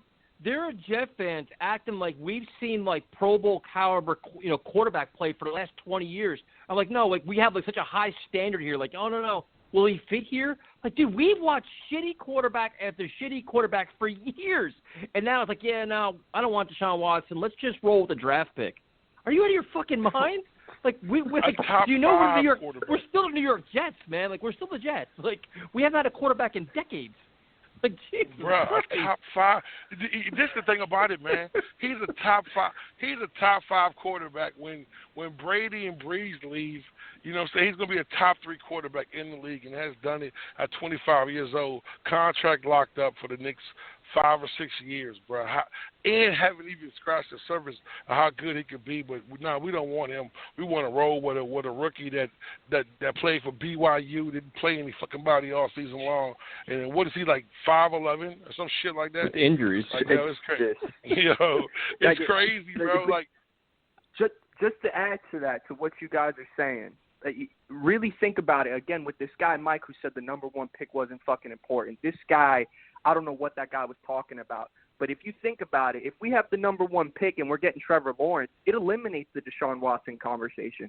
Because as great as Deshaun Watson is, Trevor Lawrence could be that good, and he's on a rookie deal. But when you don't have an opportunity to get a guy like Trevor, it just doesn't make sense to roll the dice on Zach Wilson, who again is basically a midget like Tyrone was just saying. I don't have any faith in the guy. BYU doesn't produce a lot of great talent at the QB position. Fields doesn't impress me. He doesn't do anything that stands out. I've seen the live streams with you guys when the games are on, when he was playing his last couple games. He doesn't have that arm strength that stands out to me. Yeah, he can move a little bit, but all these guys can move now. Even Joe Burrow can move a little bit, So that doesn't do anything for me, and I just haven't seen it from him. So I just don't understand where fans get the idea that Deshaun Watson is a bad move. I don't care if it costs 3 or 4 first-round picks in Sam or 3 first-round picks in Quinnen. That you make that move. If he wants to come to the Jets, you make the move. It's one thing if he doesn't want to come, then fine, we're not even in the conversation. But if he's open to coming to the team, how can anyone argue against bringing him to the team? I just don't get it. Travis, excellent call, man. That's a phenomenal call. Thank you for calling, man. We appreciate it. Have a good night, Travis, man. You can't even. Man, again, thank you for what you're doing, and I'm looking forward to next season. Saleh was a great hire. Excellent call, man. You can't match that. Call. That call was phenomenal, dude. And that's the whole thing. Like, and I've been getting attacked on YouTube. Like, dude, like people are just endless. You can't do this. You can't do that. Yes, you can. Like, you don't have to go up the farm. You're gonna have to give compensation for a top 5 quarterback. You're gonna have to give it up. 3 first-round picks, fine. If you have to consider Quinnen, okay, dude. You know what? That's just part of it.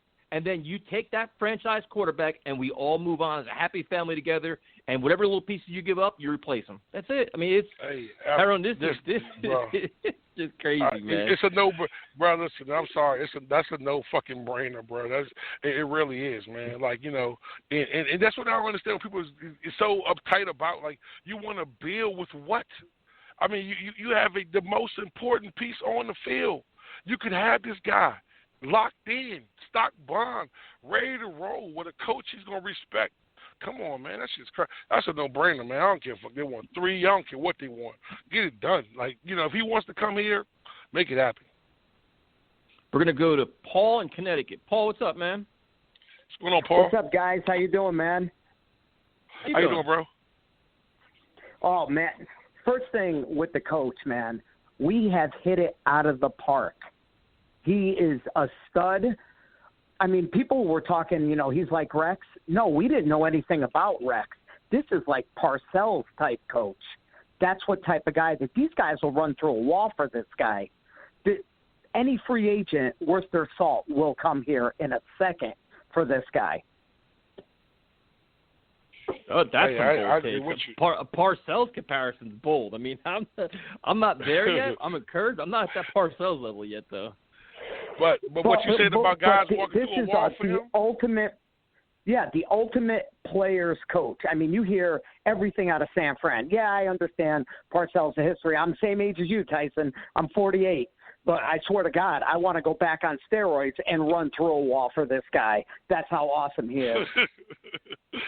No, listen, well, he's got. I mean, but he like Pete Carroll's a player's coach where he has that same kind of thing, has that same energy like that. Listen, I think his initial hiring is quality. There's a lot of good vibes around him. The coaching staff is good. But now it's like they got to roll a lot of things out. How they handle quarterbacks is interesting. But, I mean, it's encouraging, man. It's definitely encouraging. I agree with you where free agents are going to want to come here, especially when we got the most cap space. That doesn't hurt. But you have this guy that people believe in.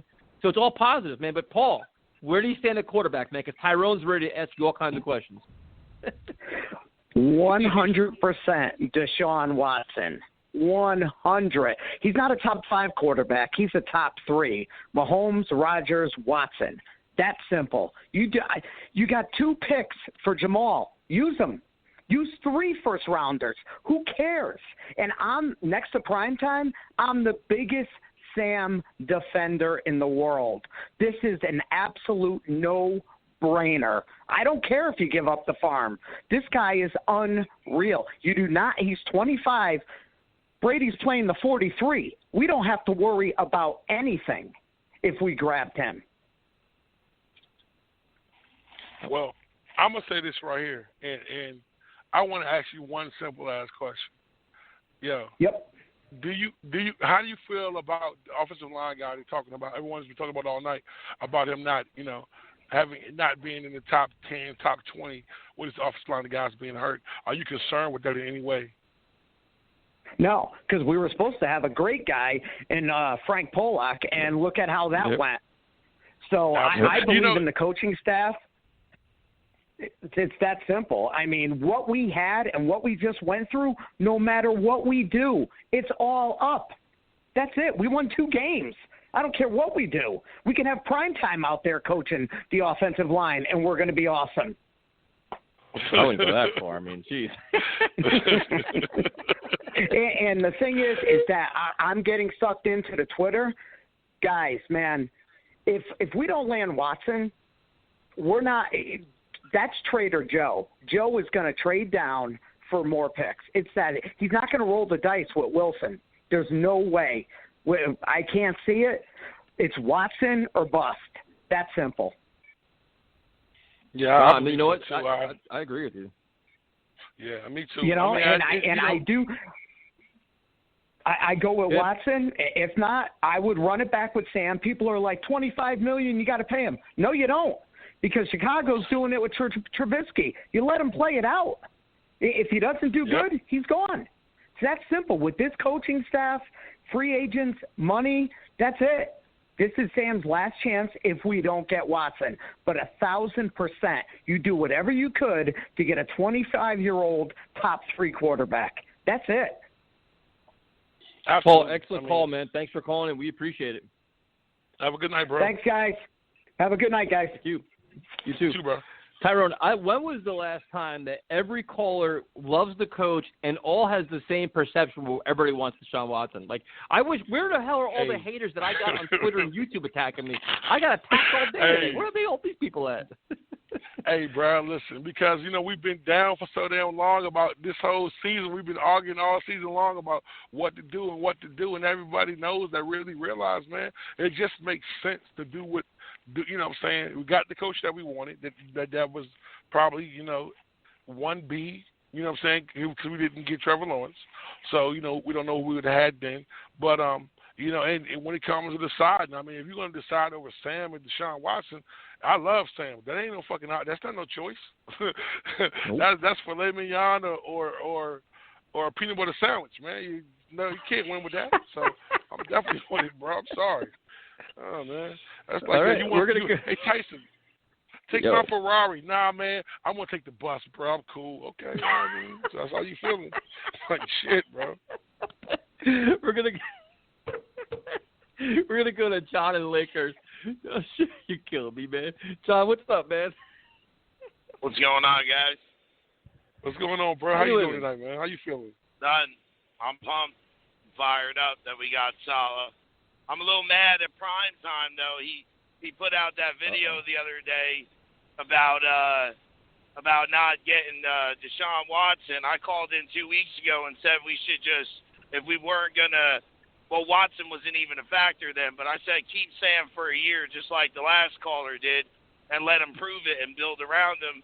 And then Primetime said, well, it's only $25 million. You know, we don't have to pay anybody else. Just sign him on the 5th year and give him 2 years. So you want to give Sam Primetime $25 million, but you don't want to pay Deshaun Watson what? Like, I think it's maybe $15 million this year if we trade him for him. Hey, bro, I think it's 10. 10.5. I think it's 10. 10. Yeah, 10. He could have my house and he could have the farm. For 10, are you kidding me? I just think that's so crazy. Like, everybody should be on that bandwagon. And if I think that all that stuff wouldn't be coming out in the media if there was no water to it.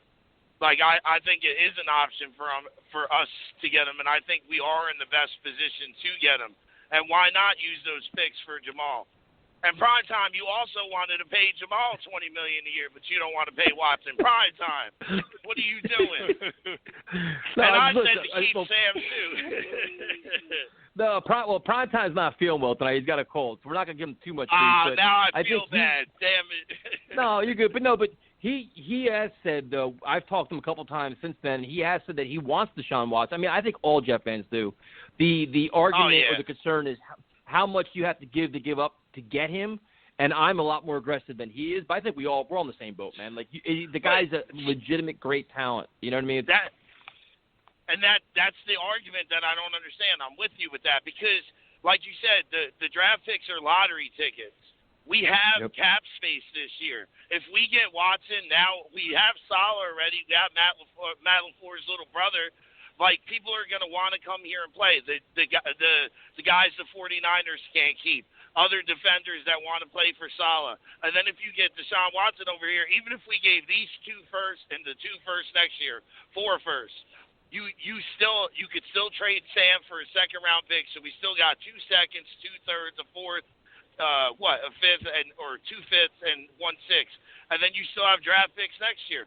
But screw the draft picks. The free agents that would come here and that we wouldn't have to pay the Jets tax for them to play with Watson and Saleh, I think would be worth those draft picks. Because like you said, like the guy was saying about Deshaun Watson's injuries, and then everybody's like draft Kyle Wilson and he's injury prone, or Fields. Like, but you don't know what that commodity is. You could. I really don't. If we don't get Watson, I'd rather trade out of that second pick and build around Sam and give him a year and then figure out whatever we got to do past that. I don't like any of the quarterbacks this year. Not that I don't like them, but I don't think enough was proven by 8 games with Fields and Wilson playing out of BYU with mediocre competition. And then it's like, you know. So you're going to roll the dice on that at the second overall pick. Instead, trade out of that pick, put it around Sam. If Sam ain't going to do it, then at least we know where we stand on that, and then we still got. John, I have a question for you then. So listen, I'm kind of with you too. Like the no combines like this, like I don't have a ton of faith in Fields or Wilson. Like I just don't know, especially the number 2 pick. Now, if you say, you know what, I want to, you keep Sam, okay. But you're saying, I wouldn't pick up his option. I definitely wouldn't pick it up. No, I'd be like, you know what, you have proven your. But at the same time, my question for you is this: if you're going to trade back, do you draft a quarterback as competition? Do you say, you know what, we're going to keep Sam, but we're going to trade back. We're going to have a shitload of draft picks. Do you take like Jones from Alabama, or do you draft a quarterback still anyway? I would take like Mac Jones out of Alabama, or what's the other kid? He's real young too. Trey Lance. Maybe move up from the 23rd spot and trade Sam, or not trade Sam because we're not trading Sam. There's just so many scenarios. But I would think about taking a quarterback, but definitely not that early because every year they hype up the quarterbacks no matter what year it is. And then it's like, like the Sam draft. Lamar went 28. Nobody knew what he was going to be because it's a roll of the dice. Look where Josh Allen went. Shit. Right, and look at what Josh Allen developed under a good coaching staff, and then look at where Sam went under a shit one. So it's like, I only say to keep Sam, give him 1 shot, no 5th-year option. I'm not paying him that $25 million because if he can't do it with the amount of draft picks and the amount of money we got and the pieces that we can get here, then he's not going to take us to the promised land. But look at what Deshaun Watson's done with, like, no defense. They took away his best wide receiver. He still threw for the best yards and completion accuracy this year for quarterback. Like, the dude, we don't even know what that feels like. Like you said, that's actually having a quarterback in the driver's seat. Like we're arguing this year because Sam Darnold can't call an audible at the line when Gase is calling shit plays. Like, if we got Watson over here, man, like that kid, that's like saying you don't want to get Michael Jordan or LeBron. Like, that's just crazy. I would give up anything to get him, and I think that we're going to have a real shot at doing it. And he's already signed for 5 years. So Saleh's here 5 years. Joe's got 5 years left. Now you bring in Watson, and they could I'm not saying we're going to go to the Super Bowl next year, but I think it would be a super turnaround compared to what we're used to having a quarterback like that. And it would draw other players that are good caliber players to want to come here and play for the Jets. It would change the whole culture of the Jets. No Jets tax, no bullshit. And I think Saleh is great. I don't compare him to Parcells or Rex because I think he's more serious than that. Like, he gets his business done, and I just think, like when I called him before about we needed an ass kicker. He's an ass kicker, no excuses, and I just think he's gonna put the pieces around to get that done. I think it made us a lot better and a lot more to look forward to this coming year. John, excellent call, man. We appreciate you calling in. Hey, bro, great fucking call, bro. Great call, man. I'm sorry, Prime Time, man. I didn't know you were sick. I just wanted to get at you a little bit. No, we won't. I love you guys, John, man. We love arguing, man. We love debating and shit talking. Yes. So you bring it on whenever you want. Yes, sir. But great call, All right, bro. you guys have a great good night. All right, take care. Have a good night, bro. Yeah, man. Yeah, that was a great call, bro. That was a really good call. You can't argue with nothing. I just love the bro. energy, dude. Oh, yeah, exactly. It pumps you up because everybody's pumped up, man. Yeah, like you said, bro. Like, listen, I'm not picking up Sam's 50 option for what? No, sir, buddy. Prove to me, baby. If we're stuck with Sam, you're getting one shot, bro. That's it. Sorry. No excuses. None. All right, we're going to go to these phone lines. Busy as shit. We're going to go to Ephraim in Bergen County. Gentlemen, how are you this evening? Good, how you doing? How you doing? Good. I wonder if Primetime's sick from eating that maple bacon and that shrimp scampi at the same time. Not a good combination. and the lime. Don't forget the lime. The lime is fine. I think it's too. The maple bacon's a bit too sweet for shrimp scampi. But he did a good job. I have to give him that. He did a good job. So, how you feeling, bro? About the coaching hire? When this whole thing began, there was no one that stood out to me. I'll be honest with you. There was like a name to pop out. But after reading, after he got hired, reading all the takes from they focused on him, that they wanted him, and vice versa, that he wanted to be part of the team, part of this team. He wanted this job more than he wanted any other job. So when you got both ends wanting to have each other, which is a good sign. It builds a strong foundation. Because Douglas never met him or knew anything about him, and he picked him.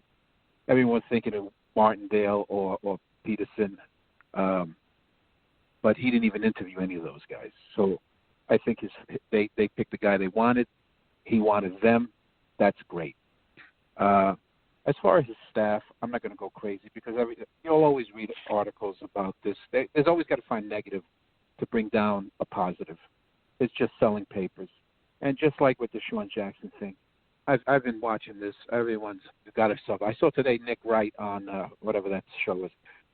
You got to start off with 5 right off the bat, 5 first rounds right off the bat, or you give him your first round for every year he's under contract.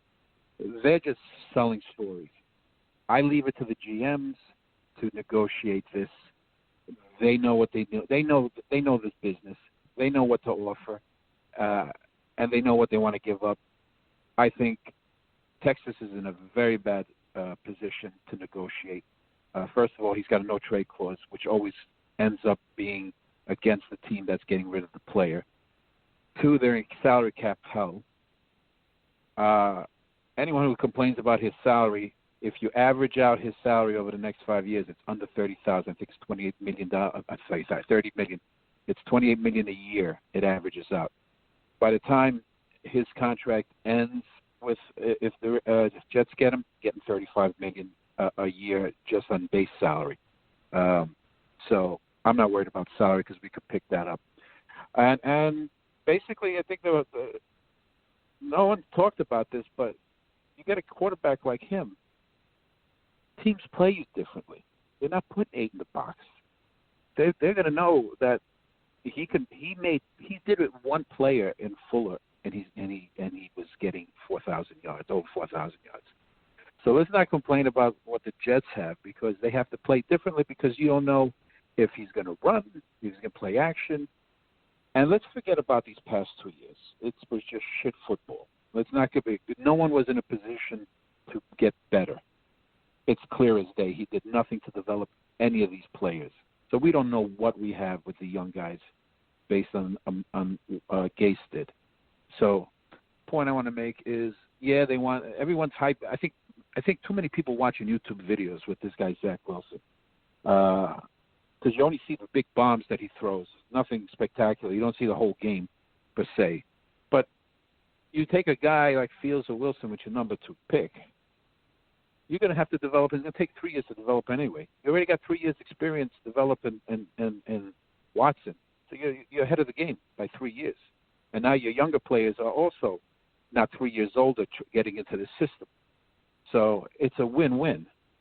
I think people got to stay away from the media. You have to treat media with a grain of salt and just do more research and what's out there before they start making this, with this Zach Wilson, with Fields. Because there's many drafts that they have Fields going down like the 9, 15.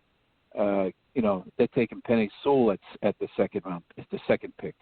So everything is hype. And just like Tyrone said, every year some quarterback is they always hype up the quarterbacks.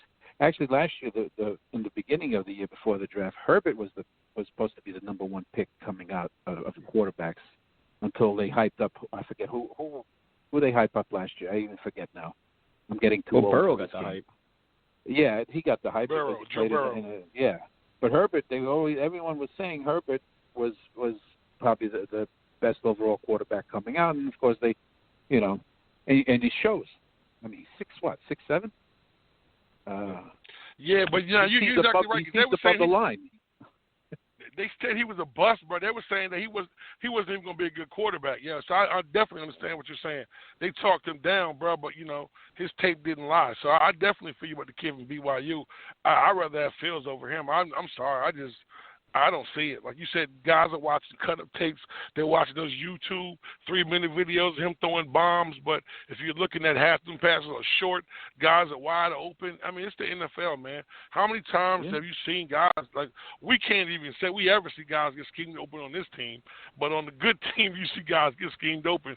That doesn't happen, though, every play. So sometimes you got to make tight throws. So you got Devontae Smith now being picked over Jamar Chase. Now, Jamar Chase is a bigger, stronger guy because of the last game. I mean, they were giving him 40 yards of cushion on the championship game. The guy was covering himself, basically. There was no one near him. So they go by this one game. I mean, if it was me drafting, I would have taken Jamar Chase over Devontae Smith. But that's me. That's my opinion. But that's what my point is. They just look at these. They don't look at the entire picture. They look at the quick highlight reel of. Well, yeah. I mean, that's everybody's gonna get their bold hot take out there. That's how it works. But thanks for calling, man. We appreciate it. Take care. Be well. Thanks, bro. You have a good night, bro. You too, bro. You too. Take care. All right. We're very busy phone lines. We're trying to get everybody on as fast as we can. We're gonna go to Gavin in New Jersey. What's up, Gavin? What's going on, guys? What's going on, guys? How are we doing? How you doing, bro? Good. How are you? Pretty good. I mean, it's weird to say, but it's kind of a fun time to be a Jets fan right now. I mean, I think Saleh's going to bring this energy. Yeah. I mean, I really think Saleh's going to bring the energy and accountability this locker room needs. Front office finally feels like it's semi-competent, and it's fun to watch these. You go on TV, you watch these talk shows. Everyone's finally praising the Jets. I mean, it feels like we've been laughed at for the better part of, 10 years now, and it's really cool to see.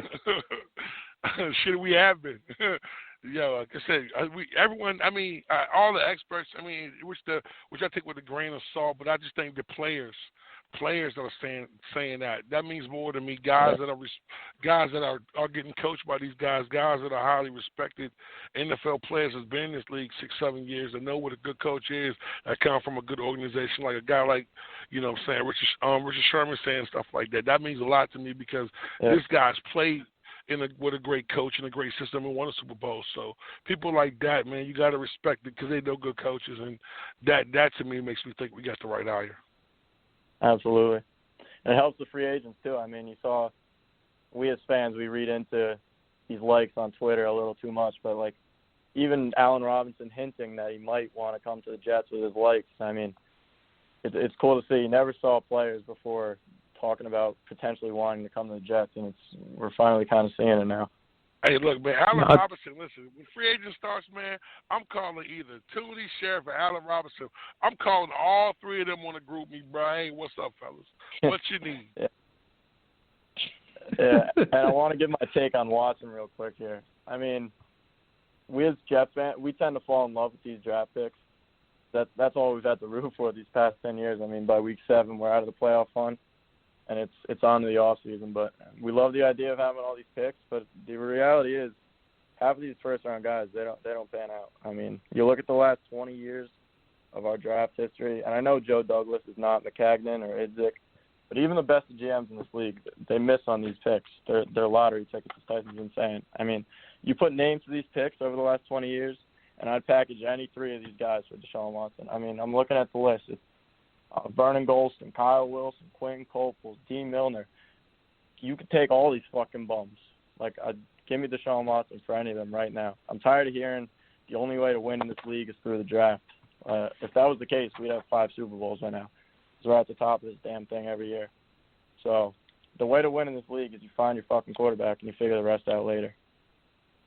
Gavin, excellent call, man. We appreciate you calling in. Yeah, of course. Good night, bro. Thank you.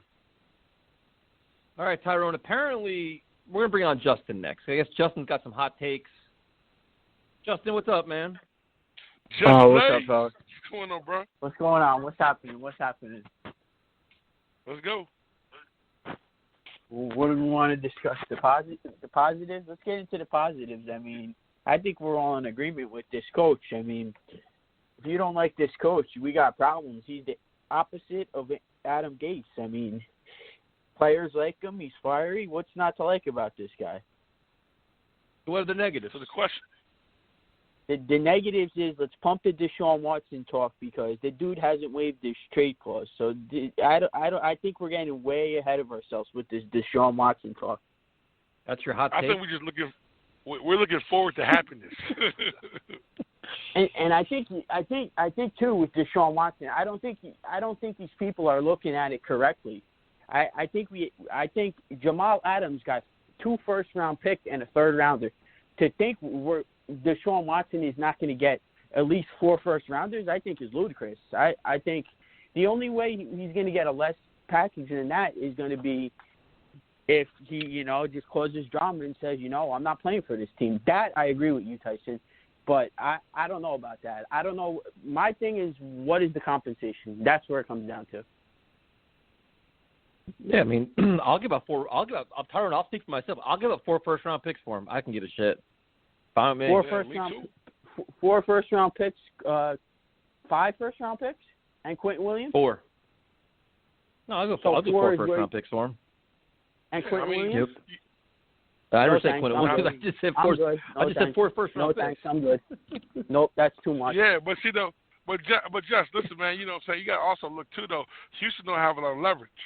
You know what I'm saying? He has more leverage than they do because at the end of the day, you have a disgruntled player that you have an organization, and coming to find out, they're way more fucked up than we are. Like, they're way I agree with that. I agree. The compensation is where, but, I mean, he's going to cause a ruckus. So, I mean, I think there's a lot of teams in the mix. I think it's going to be down to us, the Patriots, the Dolphins, Carolina. There's a lot more teams that we're not discussing here. I don't think it's going to be no cut and dry situation. I think teams can get creative. Miami can get creative. They can go to whoever they want to throw in. I mean, I think it's just going to. I don't know. I think when it comes down to it, we're not going to land him. So I think it's just if he waives his trade clause, then we have something to talk about. But until then, I think this is all just clickbait right now. Tyrone, your thoughts? No, I mean, Justin, we at the end of the day, man, we're just hoping, bro. Like, you know what I'm saying? So if it takes 4 first rounders for Deshaun Watson, I mean, I'm definitely doing it. But hold on, but my question is, if he waives his trade clause, you wouldn't take Deshaun Watson? Depends on the compensation. I'm going to say it again. Depends on the compensation. So if he don't matter. I'm not giving up no fourth rounders, Quentin Williams. You're looking at it the wrong way. You tell me you rather have. Oh no, I'm looking at it the right Smith, way. Harris, an edge rusher, and a quarterback. I'm taking that all day in Quentin Williams over Deshaun Watson. I'm sorry, that's 5 impact players right there to build your whole. Wait, so now you're going to cherry pick certain players. That you're going to guarantee we're going to get certain players. You're going to cherry pick certain ones. I'm not guaranteeing. I'm just saying we're saying we have a lot of holes on the roster. So I think I'd rather go that I'm saying route. I'm saying I can still address those holes. I can give up 4 first-round picks over 3 or 4 years and still fill all my holes and have a franchise quarterback in Deshaun Watson and be happy and merry. No problem. I don't know if you can fill all your holes. This team has a lot of holes. The fuck you can't. I don't know about that. $80 million in cap space and other draft picks? Joe Douglas has to draft well. Yeah, no kidding, he does. No, that's a no-brainer. We're seeing, the problem is with Jets fans, we're so used to shitty drafting that we expect it now. Maybe we raise our standards and say, you know what, when we have 8 or 18 draft picks, maybe 8 or 9 of them are going to pan out like every other NFL team, not fucking 2. And we have 2 first-round picks in these 2 drafts. I get it. All right, if you want to give up 2 first-round picks and a third or 1 next year, yeah, but I don't think the package is going to come down to that. It's not going to be no three picks. It's going to be 5, 6, 7 picks. It's going to be giving up the farm. You keep saying they're not going to give up the farm. Unless he keeps driving his mouth and running his mouth, then the package is going to be 5 or 6 picks. Giving up the farm is like a Ricky Williams trade. That's giving up the farm. Giving up first-round picks when you still have the rest. Rounders when you have 70 million holes on your roster, it's too much. 6. It's not too much. 6, How is it 5, too much? You have $80 million in cap space, dude. What do you think you do with that? You spend it and maximize it, and you fill holes. Holes on the roster. You have tons of holes. Okay. I mean, you look at the offensive line. You have what? You have Becton, McGovern, and Fant. There's 3 guys there. No, you have tight the guy ends from the Vikings that looks like he can be a factor. So then you have 4. You're making my point for me. You have Crowder and you have Mims. Get another receiver there. No, get a running back. There's your offense. Pump the brakes on that. No. Why am I pumping my brakes? They're there. That's Crowder's $11 million. No way you keep him around for $11 million. Now you're going to create another hole because you need what, more cap space? Or you say, you know what, here's Deshaun Watson. Here's Allen. The guy's a slot receiver. Push comes to shove, he's not worth $11 million. Now you create another hole. Not the case. So you have money. So, but Justin, you just said that. Can't, Tyrone. Nah, you just said that.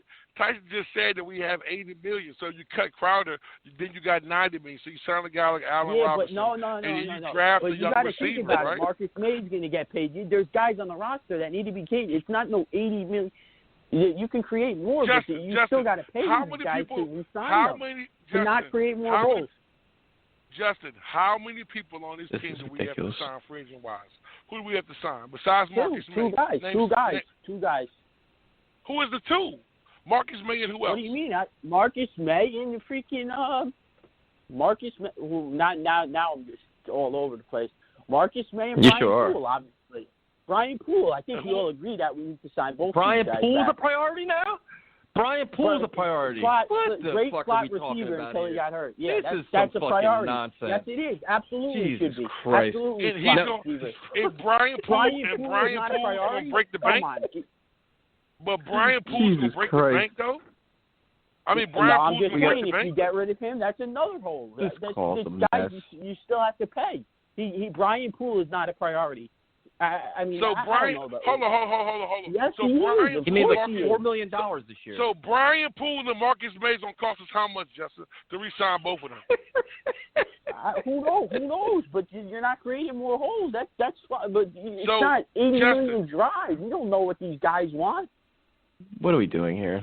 No, I mean, I don't know. Like, I'm I not don't giving get up that. no 6 pick for Deshaun Watson. 5 or 6 picks is what this guy's gonna talk. And until then, this is just. So basically, Justin's gonna shit all over Deshaun Watson while he's sitting there worried about Marcus May and Brian Poole. That just shows where our priorities are at in this conversation. No, it's not. You have a lot of holes. Why create more holes? Well, we have a lot of holes. Why create more? Let's cut Jamison Crowder. Not cut him. Tell him to take a pay cut. Oh, now it's a pay cut. Justin, thanks for calling in, man. I can't do it. We got to go. Have a good night, bro. Have Jersey. a good night, Blaze. What's Jay, going what's on, up, James? man? Oh. Hey, how's it going, man? That caller was a bit of a mess, but can we just talk about how with the Dolphins, if they get Deshaun Watson, we're going to be screwed for the next 10 years with Josh Allen and Deshaun Watson both in the division. Like, that would be, like, insane. Can we move? Can we move division? Trust me, I feel you. That'd be a fucking nightmare, bro. What if we went to the Patriots, bro?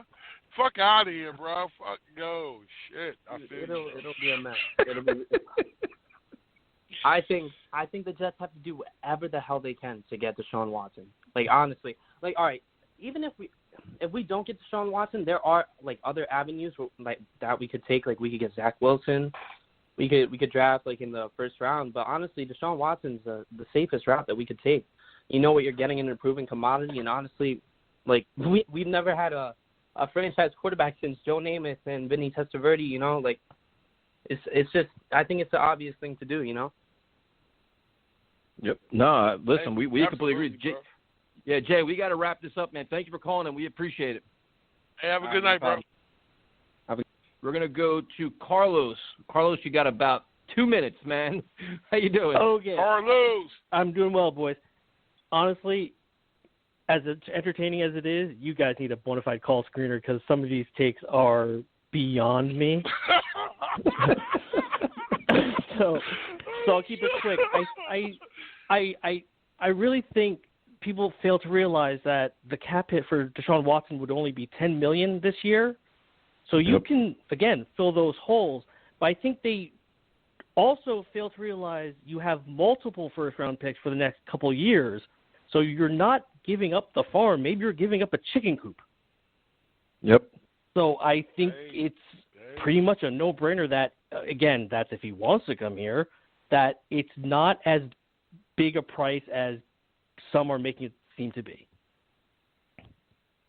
Completely agree. I agree, Carlos. I agree. The chicken coop, huh, Carlos? Not the farm. It's a chicken coop. I feel you, bro. I'm cool with that. Shit, listen. For Deshaun Watson, I give up half the fucking farm, but the chicken coop definitely get that shit up. Absolutely, bro. What would be Primetime's Lime Garden?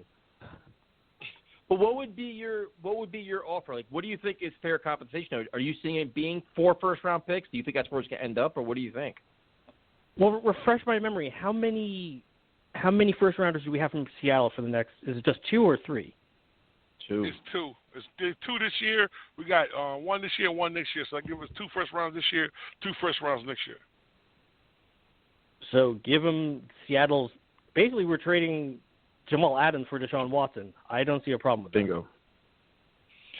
Carlos, thank you for calling in, man. We appreciate it. Have a good night, bro. Thank you for calling in, bro. Good call, man.